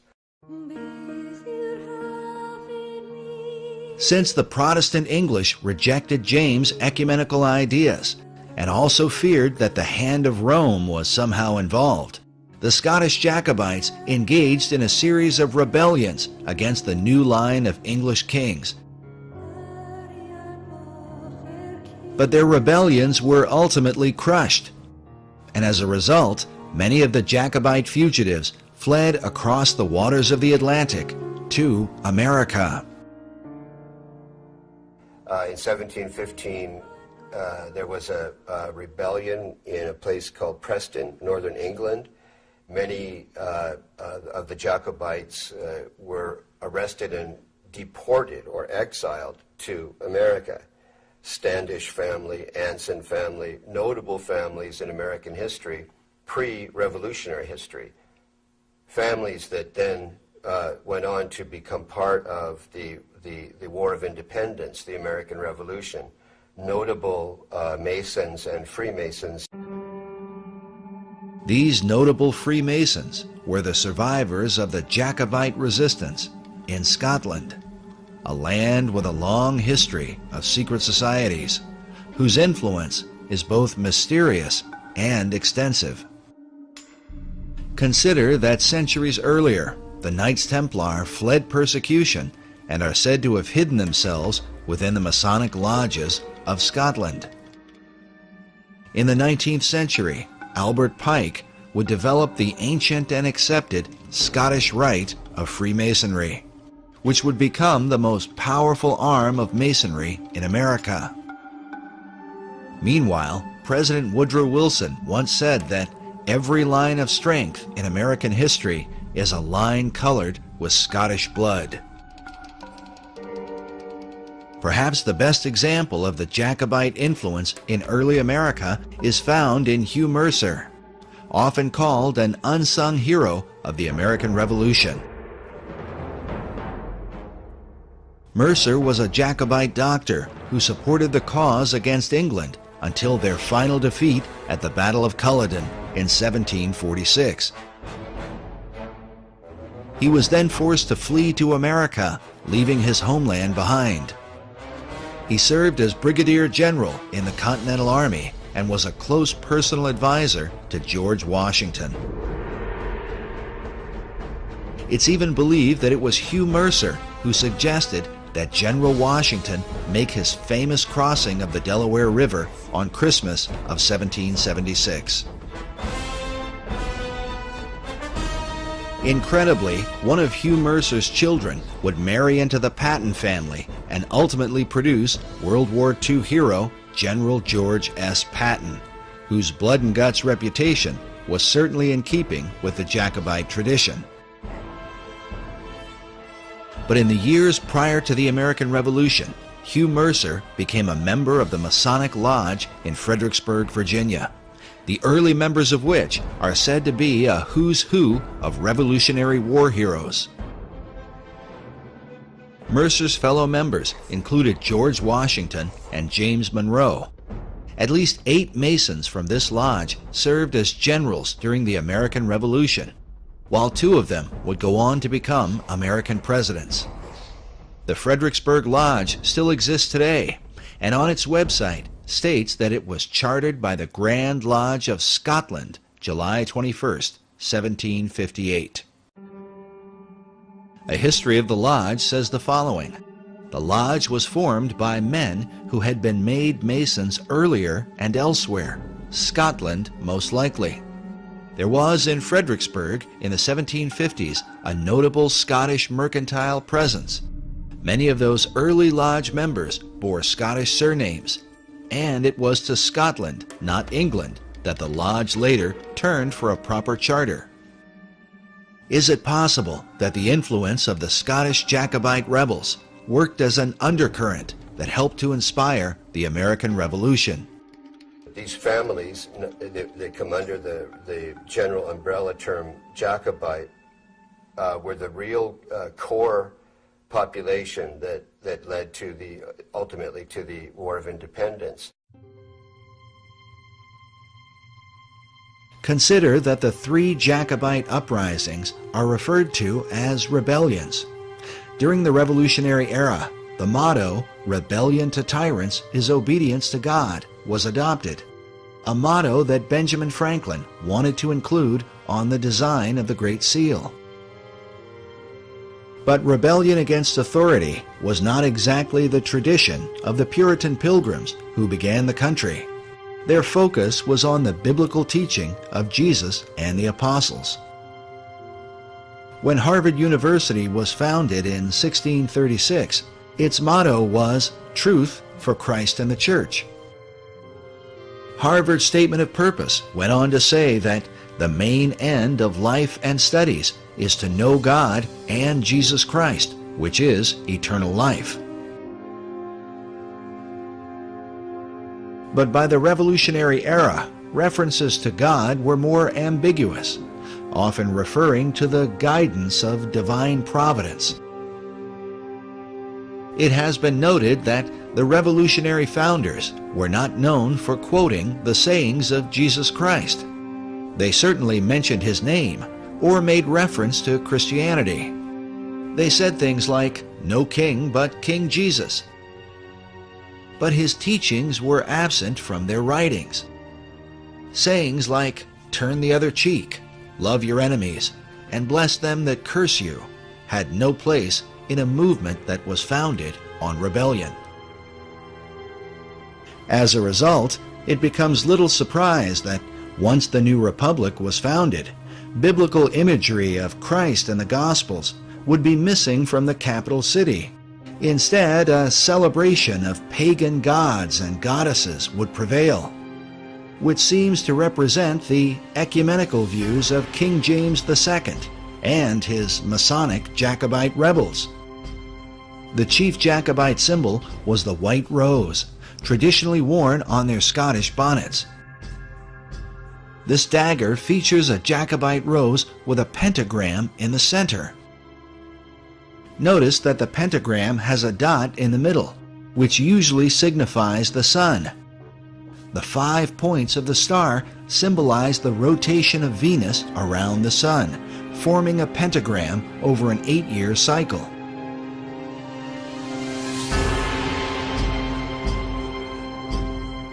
This symbol was well known to the secret societies of Europe and is found carved throughout Washington, D.C.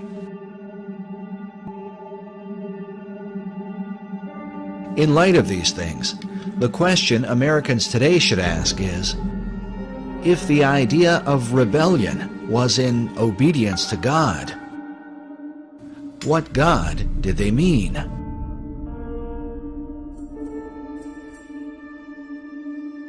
Which brings us back to the Stone of Destiny, a mysterious artifact whose original owner has for centuries been acknowledged as the greatest rebel of all time.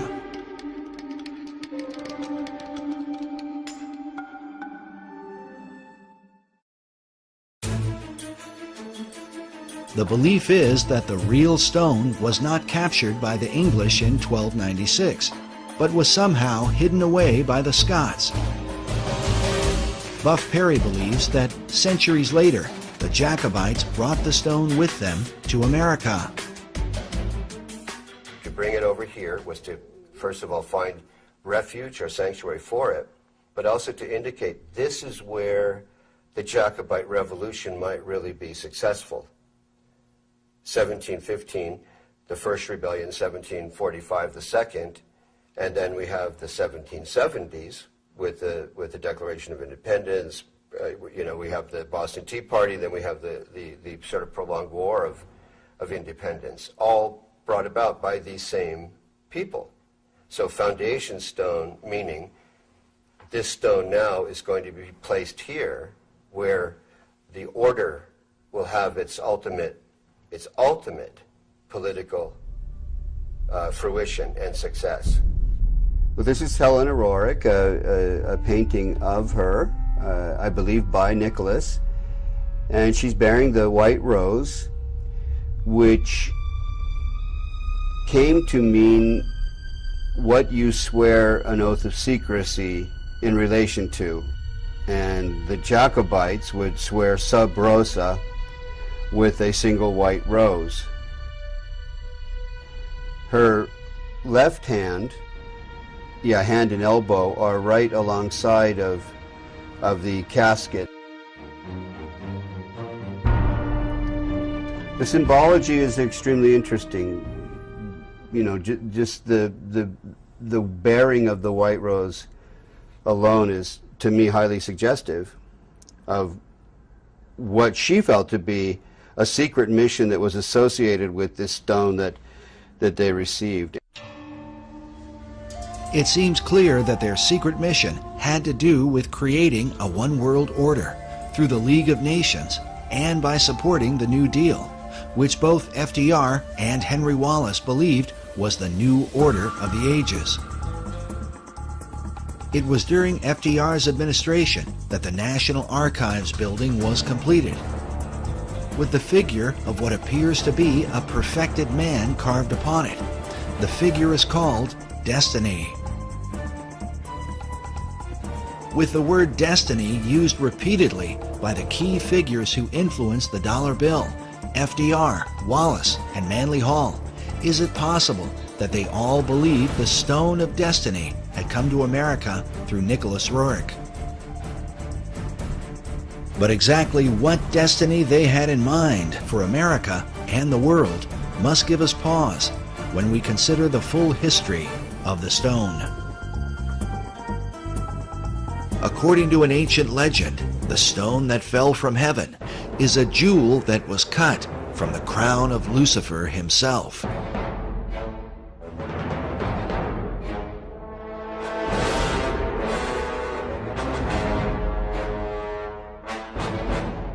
Commenting on this, Manly P. Hall writes that the lapis exilis, crown jewel of the archangel Lucifer, fell from heaven. Michael, archangel of the sun, at the head of the angelic hosts, swooped down upon Lucifer.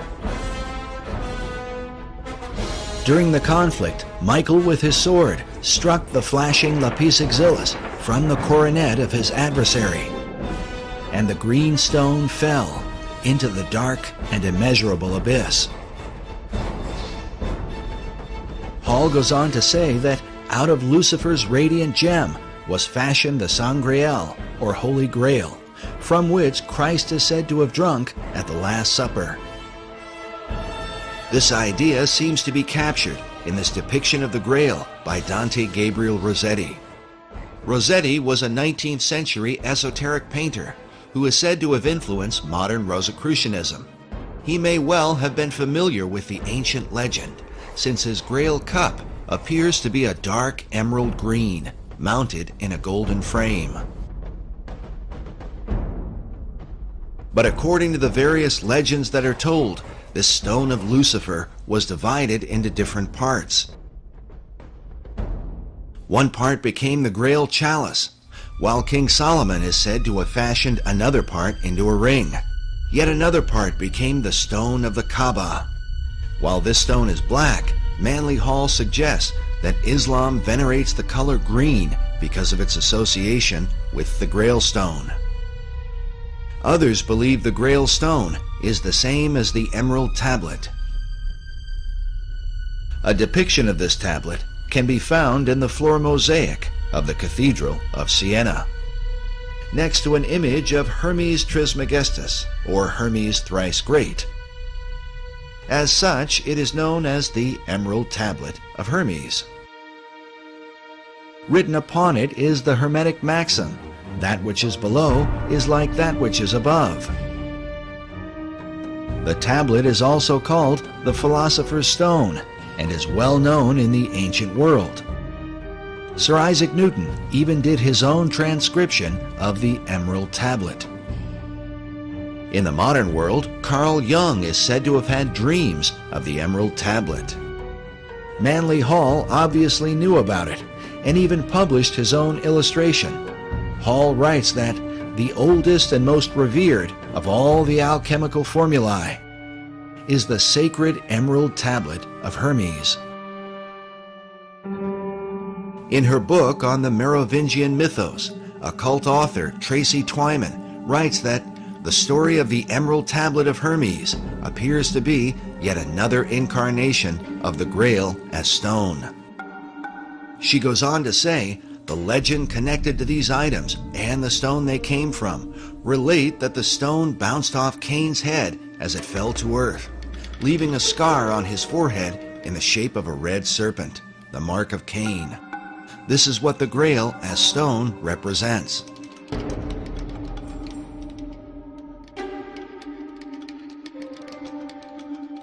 Meanwhile, Nicholas Roerich called his stone a Chintamani, an example of which is shown in this image of a Buddhist figure who holds a greenish Chintamani stone in his hand. While the legends of these stones vary and researchers often disagree, it is curious that both Roerich and Manly Hall use the same variant spelling of Eschenbach's term for the Grail stone. Eschenbach wrote lapsit exilis rather than lapis exilis. In each of their writings, both Roerich and Hall used the term lapis exilis. This might be written off as mere coincidence, if not for the fact that Hall was meeting with Roerich in the upper penthouse of the master building. This suggests that they had the same understanding of the stone. Furthermore, both men were involved, along with Henry Wallace, in the theosophical teachings of Madame H.P. Blavatsky, who openly asserted the ancient Gnostic belief that the true God is Lucifer.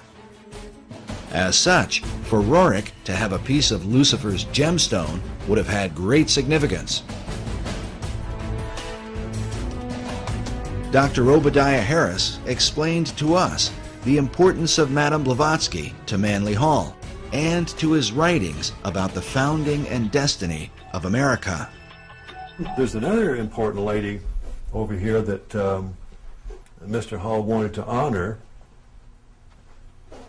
and that is Helen Blavatsky, a Russian woman. By the way, her little house in Russia, and I understand now, is the National Museum. But in the early days, he wanted to pay tribute to her contribution, and she was the co-founder of the Theosophical Society, whose headquarters now is in India. She wrote Isis Unveiled, The Secret Doctrine, and it is said, I don't know if this is true, but she died in 1891. Manly Hall was born in 1901, but it is said that he had read The Secret Doctrine by the time he was 12 years old and understood it. So there's a feeling that Manly Hall had a bond with this woman, a kind of spiritual bond, and that when he wrote Secret Teachings of America, he was really writing the next book for her secret teaching, secret doctrine, that he was taking it farther, and he did. So he felt that in her was a kind of something of the isthmus of the spirit that gave birth to the Philosophical Research Society. If what Dr. Harris says is true, then Hall founded his entire society on the Luciferian doctrines of Madame H.P. Blavatsky. Well, Manly Hall, of course, really was one of the leaders of this whole world esoteric movement for probably 70 years or more.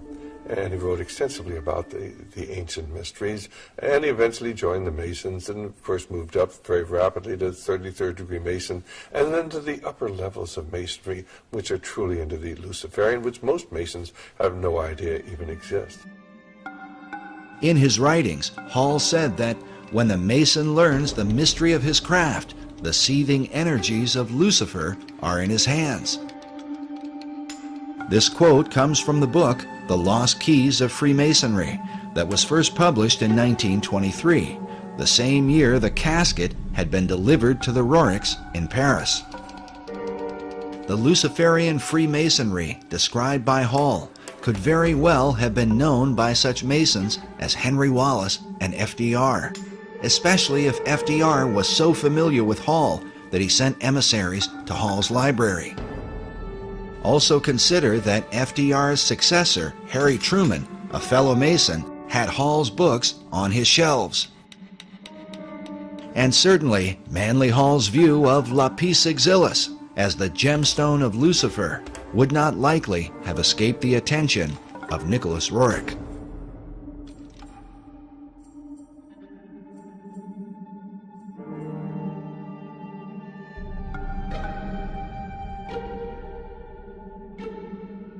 Despite Roerich's international mystique and influence in the Oval Office, he eventually suffered a sudden and sharp decline.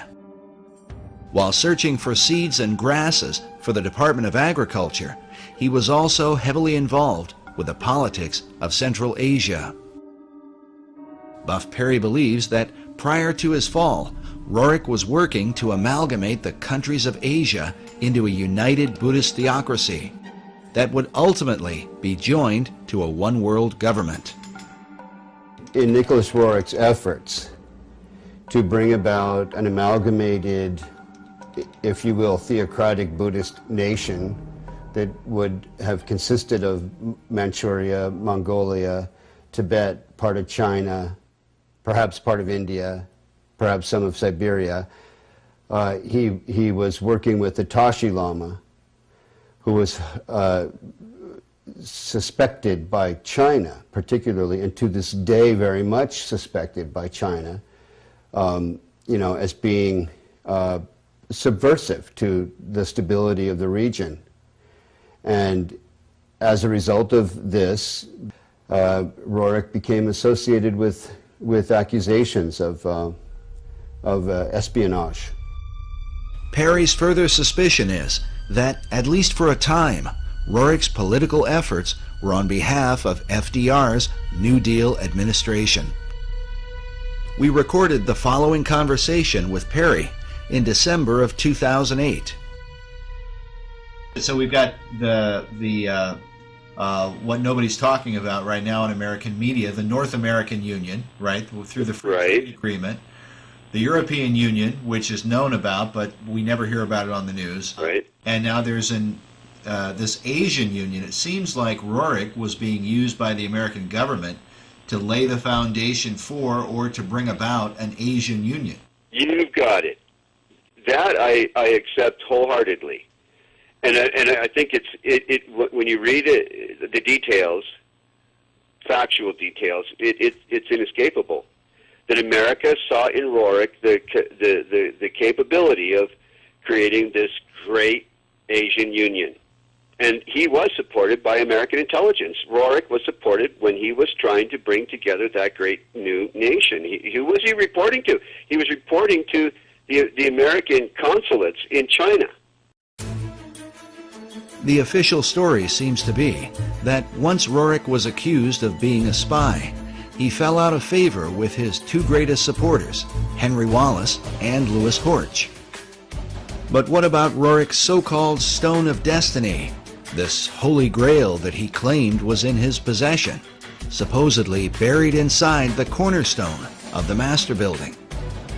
Whether the stone or some part of it is there or not, Buff Perry has come to the conclusion that Roerich's artifact was a cunningly devised fable. Just for our audience, you don't buy into the idea of the mystical, magical nature of this stone. Absolutely not. And you think it was a showpiece fabricated by the Roerichs, really to beguile guys like Henry Wallace, it seems like. Yes. I do. I do. When we first interviewed Buff several years ago, he seemed to have the impression that the Stone of Destiny was the same stone that Roerich had in his possession. Today, he believes they are not at all the same thing, and that perhaps this is what caused Wallace to become disillusioned with his guru. I think Wallace felt perhaps deceived when he's anticipating the arrival of what he called the Stone of Destiny in correspondence, and then ends up with, nothing in effect. Nevertheless, Perry still believes that Jacob's Pillow Stone, which is said to be the real Stone of Destiny, was brought to America by the Jacobites and may have been recovered by the French-Canadian explorer La Vérendrye in the 1700s. The La Vérendrye stone is, clearly has some association with the Stone of Destiny. But the whereabouts of the stone today are still unknown.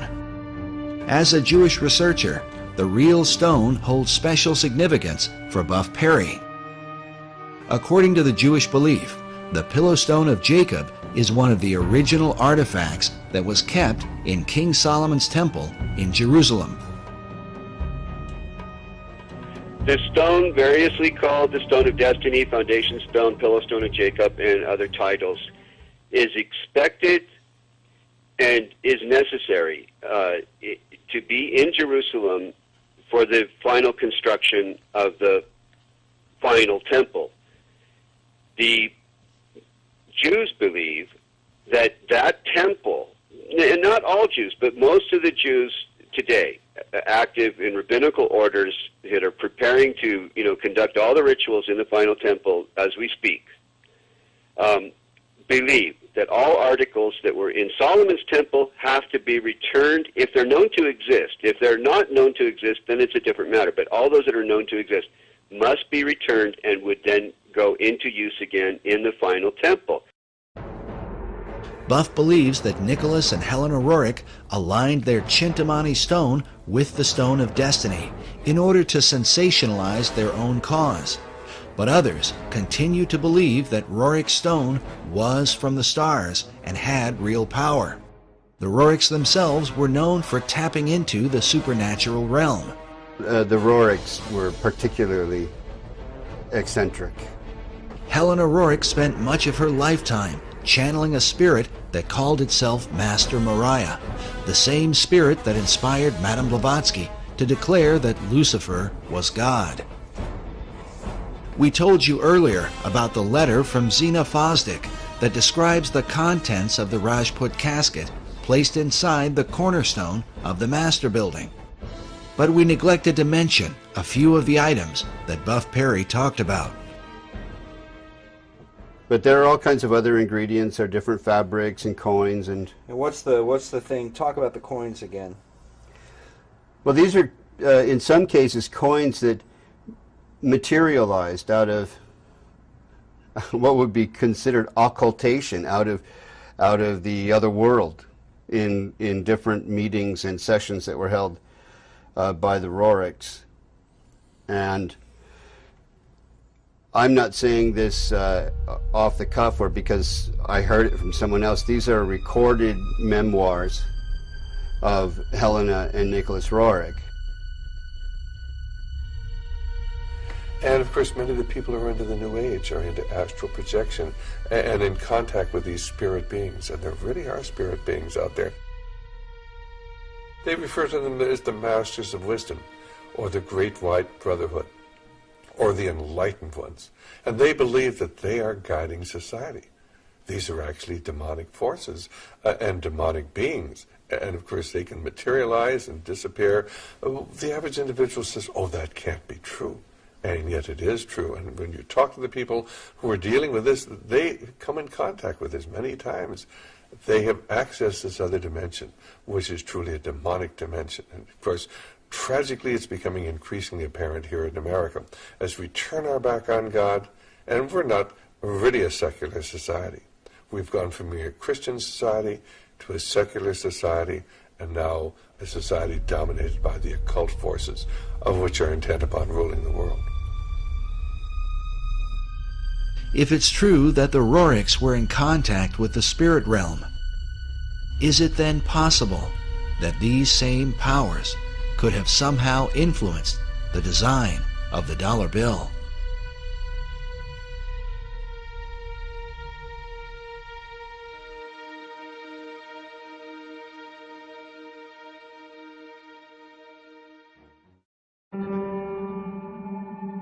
While the history surrounding FDR's administration is disturbing, there is said to be a darker level, and one that is openly satanic, in the design of the dollar bill. These allegations begin with a group founded in Bavaria in 1776, known as the Illuminati. The order was founded by a man named Adam Weishaupt, with the alleged purpose of perfecting society. The symbolism of the dollar bill, Adam Weishaupt, do you really think it has anything to do with the Illuminati, in your opinion? Is the Illuminati to be defined as Freemasons and Rosicrucians and other secret society members? If that's the case, then yes, I believe the symbol on the dollar bill, the truncated pyramid, is directly related to the Illuminati, because Roerich was the Illuminati. In the 18th century, the original order was thought to have a bloodthirsty agenda, and it was believed that they secretly worshiped Lucifer. George Washington warned about the Illuminati in his letters, while Thomas Jefferson and Benjamin Franklin were thought to be members of its inner circle. Which brings us to our next speaker. He claims to have been raised in a modern Illuminati family that dates back to the 1700s. He says that, as a child, he was made to practice black magic and witchcraft. His name is Doc Marquis. My family goes back into the Illuminati all the way back to 1789. Of course, we have no way of either confirming or denying Doc's claims, but it is worth noting that he has acted as an expert on the occult for law enforcement and the FBI. According to his publisher, in the past he has appeared on and consulted for Geraldo Rivera and Oprah Winfrey, and for shows like Hard Copy, Inside Edition, and Unsolved Mysteries. Doc has been a Christian since 1979, but he says that part of his upbringing in a family that worshiped Lucifer was to be taught about the secret Illuminati symbols of the dollar bill, and that understanding them begins with the Rothschild dynasty. Meyer Amschel Rothschild had made a very interesting and profound statement. He said, "Allow me to control and issue the money of a nation, and I care not who writes its laws." And he was right. Mayer Amschel Rothschild is called the founding father of international finance. In 2005, Forbes magazine ranked him 7th on their list of the 20 most influential businessmen of all time. All this happened back in 1776, and this was during May 1st and shortly thereafter.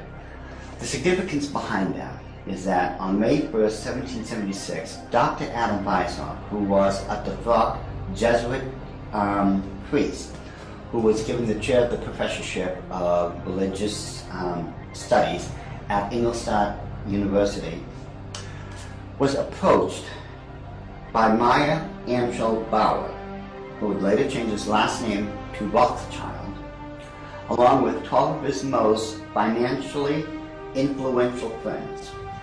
They knew Weishaupt at that particular time was not only a genius when it came to the occult world, but Weishaupt also had an axe to grind, because it was the Catholic Church that just recently defrocked him. He was no longer a Jesuit priest, and he was going to send a message to them, to the monarchies of Europe, and to all other people who would try to have their will over his. What Rothschild and Weishaupt came up with was a plan to destroy the old world system of government through monarchies and the church, and to set up a new world order in its place. This is said to be the great plan of all the secret societies. So what happened? Mayer Amschel Bauer approached Weishaupt and basically told him, "We know you've got the occult knowledge and genius to put it all together. We've got the money. You do it, we'll back it." Just to paraphrase what really happened. So in 1773, Weishaupt started creating what had never been created before. The idea of Illuminism had always been around, ever since the days of Babylon, with the co-founders of being that Nimrod and Semiramis. But no one had ever been able to actualize it. However, May 1st, 1776, the Order of the Illuminati had become a reality under the auspices of Dr. Adam Weishaupt. Now, like other nations, orders, countries and such, they have their two great seals. The Order of the Illuminati does. Those two seals can be found on the back of a $1 bill. People mistake those to be the two great seals of the United States of America. They are not. Those are the two seals of the Order of the Illuminati. And I'm going to explain it to you. In order to understand the seal itself, we have to first take a look at every single thing that composites it.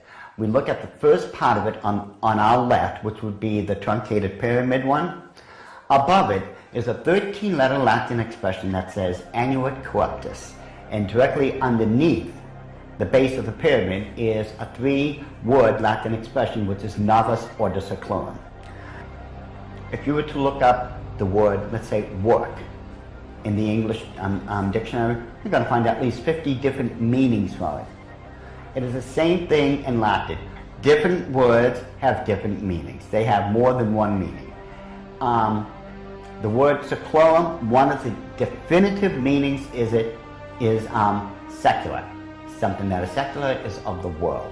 So it is proper, very proper, to translate the bottom as New World Order, the Novus Ordo Seclorum.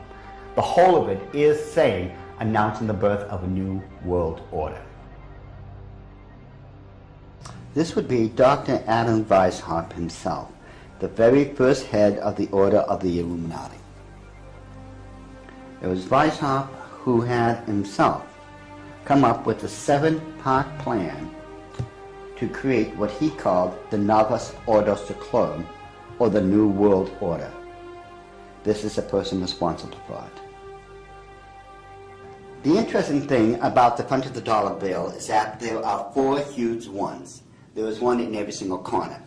Now, if we look at every single one of them, they each have an oval around it, except for the top right-hand one. Now, if we look at this blow-up version of it, you will find there's no oval. This is a shield that is surrounding the one. Now, the reason there was a shield here is because this is very similar to the original shield that was given to the Rothschild family when Baron Meyer Amschel Rothschild had become knighted in England and received the lordship. If we look across the top of this shield, all the way to the left-hand side, it drops down and forms a crescent moon. It's a crescent moon because it represents the female goddess in the occult world. At the bottom of that shield, of that lunar moon, you will see the owl. And it's very obvious once you take a good look at that part of the crescent moon. And it is the same Illuminati owl that is being worshipped at the Bohemian Grove in California by those members of the Bohemian Grove, where presidents, premiers, kings and queens and heads of nations throughout this world have met. You can tell just by looking at this photo, that is a 40-foot owl. It is made out of oak, and that the worshippers are surrounding that fire pit around that altar, which is easily reflected in the lake around them. This is definitely the owl of the Illuminati. The rituals performed at the Bohemian Grove are occult and idolatrous. One of them, called the Cremation of Care, is supposed to be a mock human sacrifice, though some suggest that real killings take place.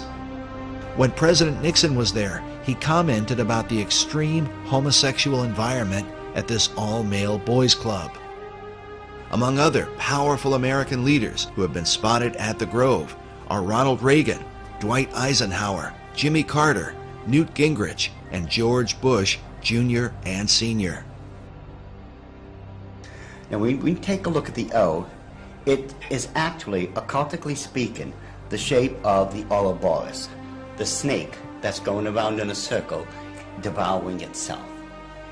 This O is actually the eye in this lady's face that they want to look at. This is the O. Now, what's in the center of this O? You take a good look. It is the exact same owl of the Illuminati that we saw on the back of the $1 bill. So the question then becomes, who owns L'Oreal?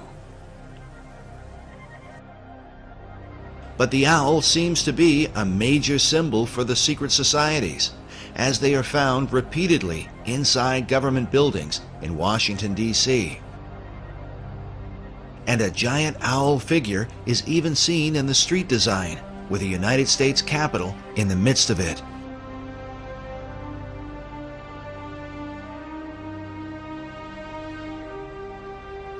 Now the Druids from the Gaelic means, Druid means men of oak. These people worshipped creation among other things, but their sacred symbol was the owl because the ancient god of magic and of the hunt was Pallas Athena. Her bird was the owl, and that owl represented wisdom. It always has. Pallas Athena was also the goddess figure who was said to inspire Sir Francis Bacon. But now look at this owl seal at the Bohemian Grove, where it says, "Weaving spiders come not here." While the line is taken from Shakespeare's Midsummer Night's Dream, could this also be a veiled reference to what seems like a spider web design that forms the background of the dollar bill? Are there additional secrets hidden there? Now, I'm sure you've heard of a Rorschach smear or the Rorschach ink blot test as created by Dr. Rorschach himself.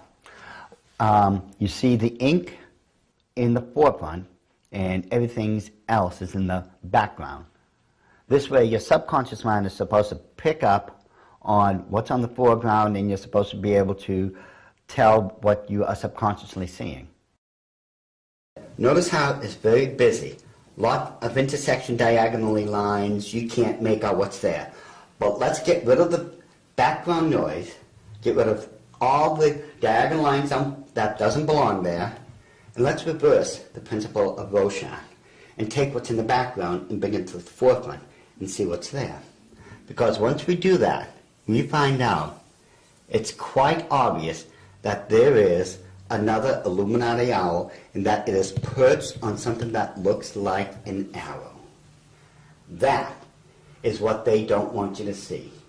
Once you see this owl here and compare it to the other one on the left-hand side of it, it becomes very obvious that this is an owl. You can now begin to distinguish beyond all that busy signals and such that they don't want you to look through.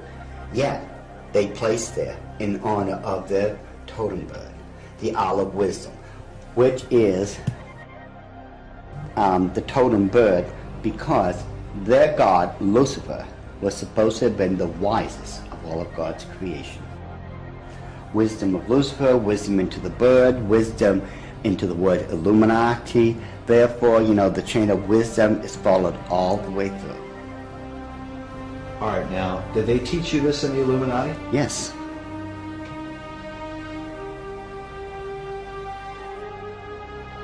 Well, I want you to understand that the first symbol is known as a pentalpha, from the Greek word for five, pente.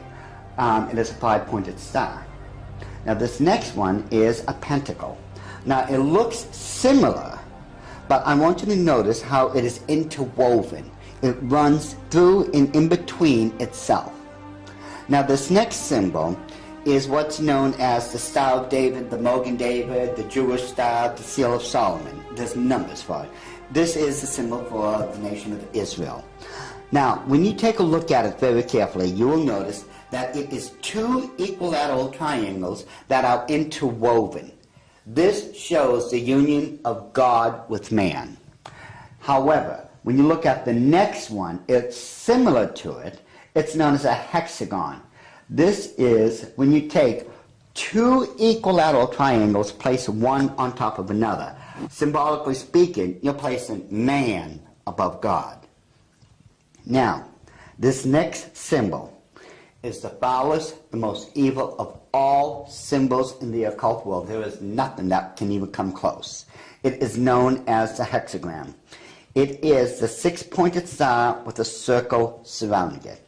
It is this symbol that must be used during high ceremonial magic or high ceremonial witchcraft when you are summoning up demons to this plane of existence. The use of the hexagram is said by Doc to be very symbolic and seems to represent the occult concept of a Christ figure, just as the Maitreya was for Nicholas Roerich and Henry Wallace. But what Christ do they mean? Doc believes the pattern of hexagrams in the design of the dollar bill provides the clue.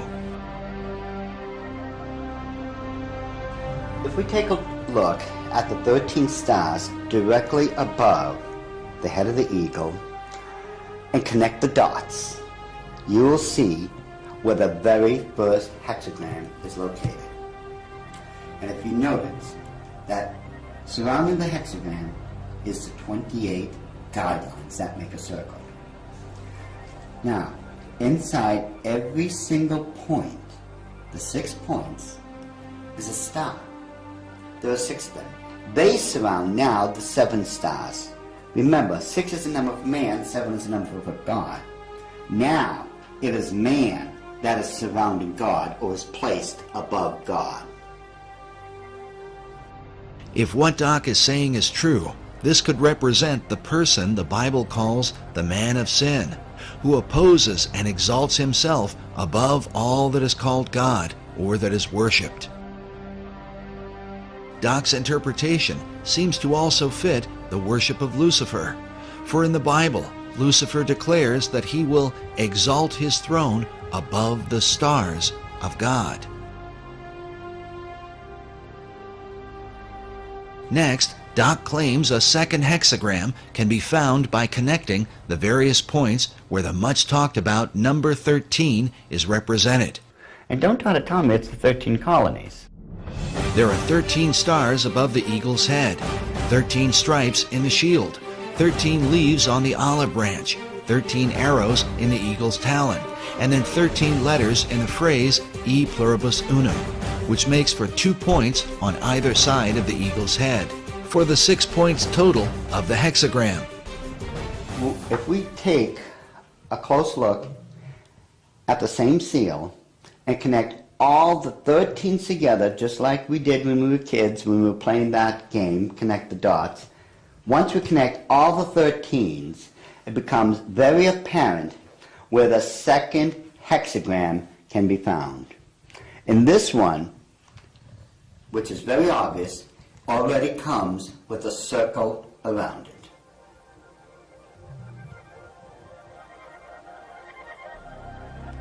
So this is the second hexagram here in figure 2. Yes. And then where's the third hexagram? The third hexagram can be found on the other part of the Great Seal. Again, connect all the 13s together, the 13 letters, the 13 steps in the pyramid, connect all this together. And you'll note with the circle that's already there, it forms the third hexagram.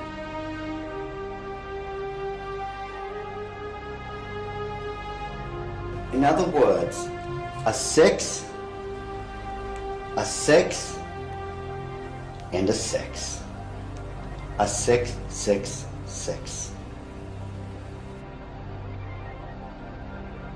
Doc has deciphered a code that, if there, would glorify Lucifer's Messiah, whom the Bible calls the Beast or Antichrist. In the book of Revelation, it reads, "Here is wisdom. Let him that hath understanding count the number of the beast, for it is the number of a man, and his number is 666." Could there really be 3 6-pointed hexagrams on the dollar bill?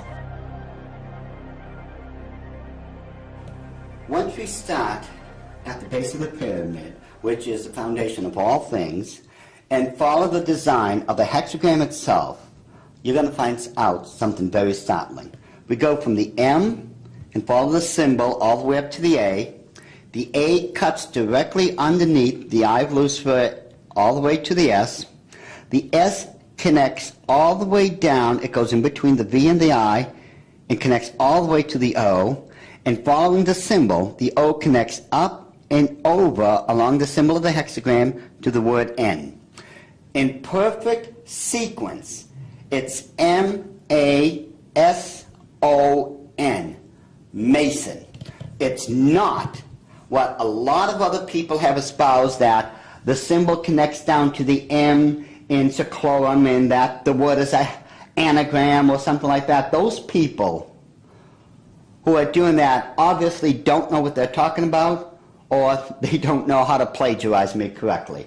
Because the order of the Illuminati have stated and always will state, this is perfectly spelled out to be M-A-S-O-N, Mason. This points conclusively that the Masons have been involved in the order of the Illuminati. This was back during the Council of Wilhelmsbad, which would have been July 16, 1782.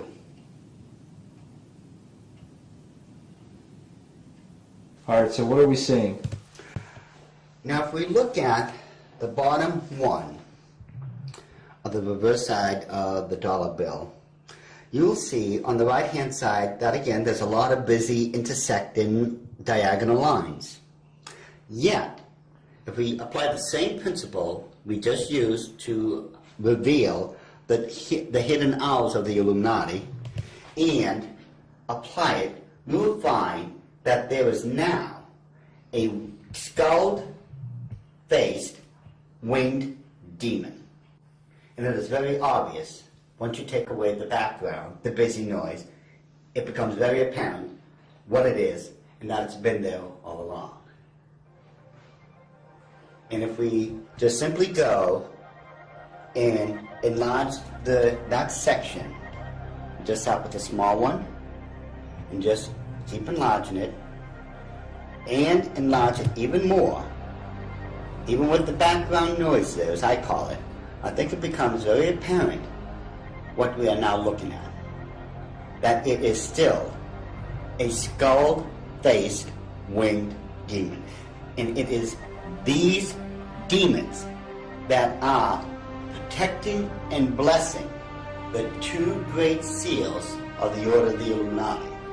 And it would make perfect sense that it had to be demons used to protect these seals, since I am convinced it was those same demons that handed them over to Thomas Jefferson when they first created them. I am convinced, beyond all doubt, that that indeed was a demon sent up from the bowels of hell, probably under the direct orders of Lucifer himself.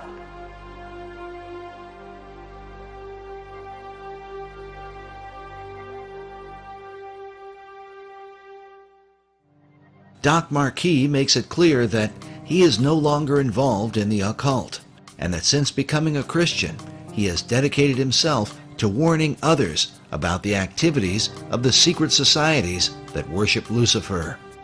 I've been doing this now since the late 70s when I first left the Order of the Illuminati, and that's when, at that point, I had become a born-again Christian. At that time, I realized what I had been doing all along. Maybe in my own way of trying to make up for what I had done, and I've done a lot of heinous things in this life, I begin to wonder if I'm not trying to make up or atone for some of those things I had done. And I know in my heart of hearts that as a born-again child of the King, my sins have already been bought and paid for. But still, there's just that part of me that still feels so guilty about everything I've done. So it could be in my own way, and I'm somewhat convinced that in my own way, I'm still trying to make up for all those crimes I was guilty of when I was in the Illuminati. Doc makes it clear that he believes demonic forces were behind the design of the dollar bill and are working through secret societies. One of them is the Order of the Eastern Star, the female chapter of Freemasonry, whose icon is an inverted pentagram, a symbol associated with the satanic goat of Mendes. Ed Decker told us a story about a woman he once counseled who was involved in this society. I got a call one day after I had published a book on it, and a little book called The Question of Freemasonry. And in that book, I had, on one page, is the actual goat of Mendes. The goat of Mendes is a very significant symbol, since it was designed by 19th century French magician Eliphas Levi, without question the most influential occultist of the last 200 years. In his books, Levi glorified Lucifer and Satan, and his writings were quoted extensively by every major occult leader, including Albert Pike, Madame H.P. Blavatsky, and Manly P. Hall. Now listen carefully to Ed Decker's story.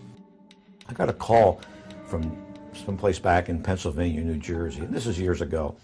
And a lady called me up and she said, "I want to talk to you."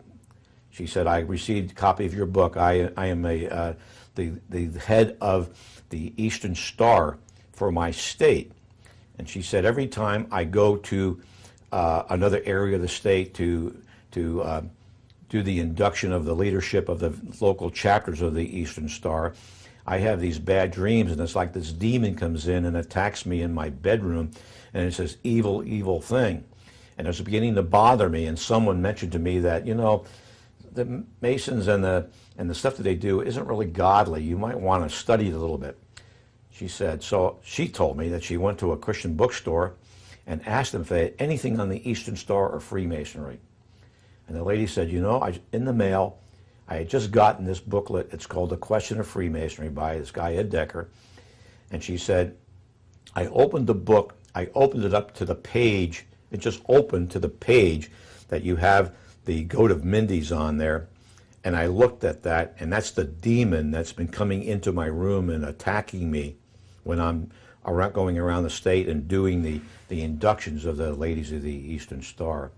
She said, I ran down 3 blocks to my husband's office, left my car right in the parking lot of the Christian bookstore, ran down there, got my husband out of his, I think he was an insurance agent or something, and said, look at this. They left there, went home, read the book, got on their knees, confessed it as sin, renounced it, and had that thing taken off their back. And from that time on, all that heaviness left her. When it went away, it just moved off her entire spirit. It was a spirit of darkness and evil. And it was the goat of Mindy's, the same thing that's on the Medal of Honor, the same thing that's built into the Capitol and the Mall and the White House, built in there. It's the same evil spirit.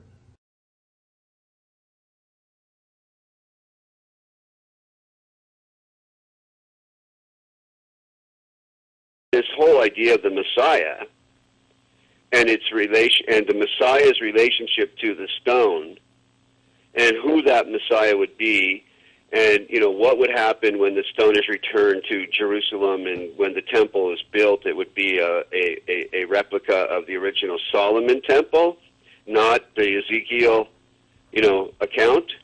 Which is what most Jews believe, the Ezekiel account. No Jews believe that the Solomon's temple is going to be rebuilt in that architectural style. But the Masons believe, if I understand them right, that when that stone finds its way to Jerusalem, it's one of the last items necessary, and that there are certain rabbinical orders that I've met today that are anticipating its return. Once it returns, then they proceed with a blueprint to take the Temple Mount and put up what they consider to be the final temple that Ezekiel described. But the stone it's all pivotal upon the return of this stone, because Solomon brought that stone in the traditions and legends in Judaism into his original temple, and upon it the incense was burned in the fire pan. According to Masonic author David Oveson, the word dollar comes from the German word Taler. While there are many Taler designs, one in particular is mentioned, with the image of Jesus Christ crucified on one side, while the reverse bears the image of a serpent on a cross and a reference to the book of Numbers from the Old Testament. In this account, the children of Israel had complained against God. The scripture says, "And the Lord sent fiery serpents among the people, and they bit the people, and much of the people of Israel died." When they repented, God commanded Moses to erect a bronze serpent upon a pole, saying that everyone that is bitten, when he looketh upon it, shall live. In the New Testament, Jesus made reference to the bronze serpent as a picture of his crucifixion. He said, "As Moses lifted up the serpent in the wilderness, even so must the Son of Man be lifted up, that whosoever believeth in him should not perish, but have eternal life." Some believe that the serpent cross is the original inspiration for the American dollar sign today. While the image of the bronze serpent holds a very particular meaning for Christianity, David Oveson explains that Kabbalists and alchemists find an interesting parallel in the Hebrew gematria. The Hebrew word for the serpent of Moses is Nakash, which means the shining one. The numerical gematria for Nakash is 358. This is also the numerical equivalent for the Hebrew word Mashiach, or Messiah. Oveson claims that these numerical equivalents allowed magicians to draw a connection between the brazen or bronze serpent and the Messiah. But exactly what Messiah do they mean? The phrase e pluribus unum, or out of many, one, appears in the banner held in the mouth of the American eagle. The word one appears a total of 7 times on the dollar bill. Oveson writes, in magical numerology, the number 7 is regarded with a special veneration. Certain texts that deal with the meanings of numbers insist that 7 stands for the complete temple. The temple he refers to is the ancient temple of God, built by King Solomon in the city of Jerusalem. Oveson goes on to say that the concept of a complete temple is symbolized by the unfinished pyramid of the Great Seal, where the symbol of a Messiah figure is also shown with the all-seeing eye, representing the capstone that will one day complete the pyramid. In other words, when the Messiah emerges, then will the temple be complete. But just who this Messiah will be is the subject of intense debate, and the clues to his identity are said to be related to the temple itself. The site of Solomon's original temple at the Temple Mount in Jerusalem is still considered a sacred and holy place. Buildings are sacred in religions. Religious buildings are sacred. So Solomon's temple is sacred. The Knights Templar were specifically named in reference to this ancient site. They were known as the Poor Knights of Christ and of the Temple of Solomon. The Knights Templar lived on the Temple Mount. Today, the Temple Mount has on it the Dome of the Rock and Al-Aqsa Mosque. The Knights Templar had their headquarters in Al-Aqsa Mosque when they were there. So the association between this arcane direction and tradition in Europe with the Knights Templar and the temple of the Temple Mount is direct. The sacred nature of the temple was handed down from the Templars to the Freemasons, who are said to have originated from the ancient knights. Masonic philosopher Albert Pike wrote that every Masonic lodge is a temple of religion. Another Masonic philosopher, Albert Mackey, wrote that of all the objects which constitute the Masonic science of symbolism, the most important, the most cherished by the Mason, and by far the most significant, is the Temple of Jerusalem. The spiritualizing of the temple is the first, the most prominent, and the most pervading of all the symbols of Freemasonry. Take from Freemasonry its dependence on the temple, and the system itself would at once decay and die. According to David Oveson, who is himself a Freemason, the dream of a rebuilt temple in Jerusalem is the true symbolism of the unfinished pyramid on the back of the dollar bill. But is it merely a coincidence that these symbols would end up on the foundation of America's currency? Is there a further connection with Solomon's Temple and the mysterious Knights Templar? The Templars were there on the Mount. They lived on the Mount. So they were living a dream. And the dream is the same dream Christopher Columbus had and wrote about extensively in returning to Jerusalem with the gold from the Americas to build the temple. Was this the true purpose of Columbus's voyage, to finance the rebuilding of Solomon's Temple? And was this desire handed down from the Templars to Columbus to modern Masonry? As we have shown before, the ships of Columbus sailed with a red cross on a white background, the symbol of the Knights Templar. But despite the interest of Templars and Freemasons, the original temple begins with the Jewish people. The temple was critical to Judaism. It was the heart of Judaism. The first Jewish temple, built by King Solomon, was destroyed by the Babylonians in 587 BC.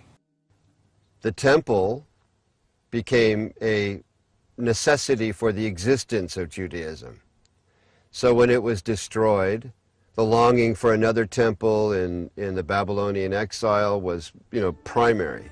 The foundation for a second temple was laid by Zerubbabel when the first Jews returned from their captivity in ancient Babylon.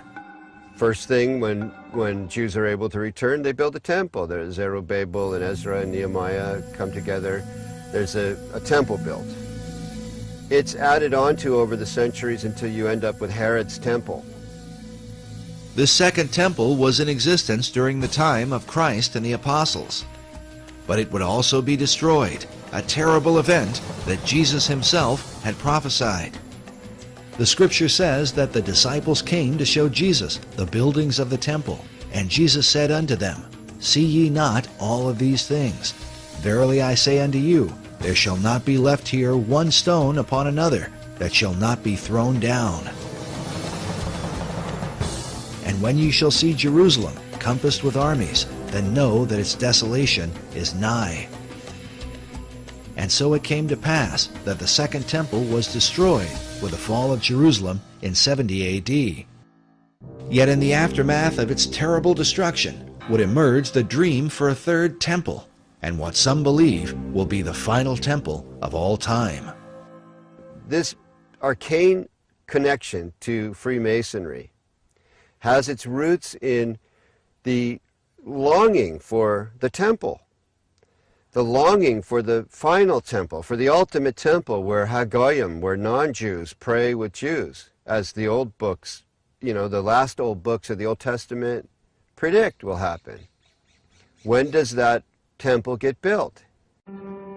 The idea of a final temple is shared both by Jewish leaders and the Freemasons.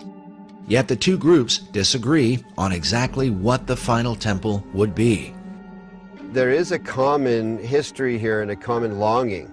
They'll never end up with the same temple. Jewish wishes for the final temple really don't resemble what Masons want to have built on the Temple Mount, which is a replica of Solomon's temple.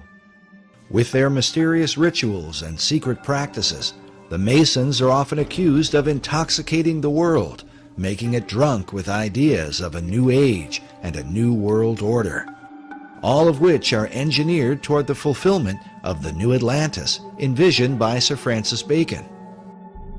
Could it be that this is what lies behind the concept of a third and final temple? It, to me, makes perfect sense that the new Atlantis, as understood in the Baconian tradition, involves the final temple, the spiritual headquarters, if you will, of the new Atlantis. The idea of that temple is central to Freemasonry, the Knights Templar, and of this there is no doubt. They've all expressed it. All these arcane societies have let it be known that this is really ultimately a central goal. They seem to all gravitate toward there being a temple, a need for a temple, except Orthodox Muslims who say, no, we're the last religion. These buildings are fine, thank you very much. Become a Muslim and you can pray in them and hang out on the Temple Mount, which is not going to happen. So that leads to a pretty ugly likelihood. If people who want a temple get their way, there's going to be a bloodbath there. Also, I believe it's spiritual because Satan has always desired God's place. That's why in Masonry you have Jebulon right there on the altar, Baal, the ruler of demons, in the Masonic altar. And Masons are generally, obviously, being deceived. However, right there on the Temple Mount in Israel, you have the Dome of the Rock, and the Golden Dome, the Black Dome, and within these domes you have statements right there on Israel's Temple Mount, statements that Allah is God, and Allah has no, or God has no son, and Muhammad's his prophet. A denial of the true God and his Son, Jesus Christ. And again, that's what 1 John identifies as being the spirit of Antichrist, those that deny the Father and the Son, 1 John chapter 2. And that's a harbinger of the ultimate Antichrist to come, who's going to sit in the temple of God, showing himself that he is God. So isn't it interesting? Here we have Benjamin Creme speaking of a coming Maitreya, who will rule as the coming Imam Mahdi of Islam. Of course, he can't really rule, and there can't be world peace unless the Jews, in his mind, are annihilated. And by the way, according to Muslim teachings in the Hadiths, when the Imam Mahdi comes, or when the Messiah comes, he will destroy the Jews and the people of the cross. So all of this stuff, incredibly, it fits together just too well. But praise God, because from my perspective as a Christian, Jesus Christ said, when you see these things beginning to take place, lift up your head, for redemption is drawing near. And I believe these are signs that Jesus Christ is coming again. And when he does come, he will defeat the Antichrist, and every knee will bow, and every tongue confess, including Benjamin Creme, including the leaders of Iran and Hezbollah and so forth, whether it's in heaven or on earth or in hell, every knee will bow, declaring that Jesus Christ is Lord in the end. And what will all these things mean for the future destiny of America? According to David Oveson, it was Manly Hall who influenced the placement of 72 stones on the Great Pyramid of the dollar bill, since the number 72 is said to be a magical number in the occult. It was also Hall who taught that the American eagle was a cleverly disguised phoenix bird. In his writings, he documents this account from the 1st century A.D. There is a certain bird which is called a phoenix, and when the time of its dissolution draws near that it must die, it builds itself a nest. But as the flesh decays, a certain kind of worm is produced. According to this account, it is from this worm that the phoenix is reborn. This concept of a phoenix worm in its nest seems to be represented at the top of this column on a building found in Europe.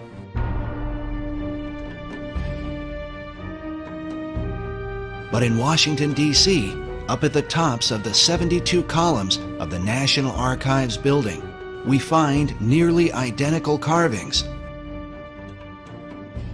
all perched beneath the throne of destiny itself.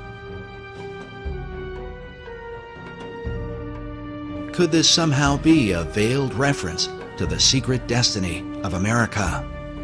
Watching the strength of the American dollar decline, we consider America's founder, George Washington. Around his image on the face of the dollar is said to be an omega symbol, signifying the end. But what end? Many researchers have come to believe that the plan of these Luciferian societies is that, like the phoenix of old, the America that we know will ultimately be destroyed, and that from her ashes will be born a new world order.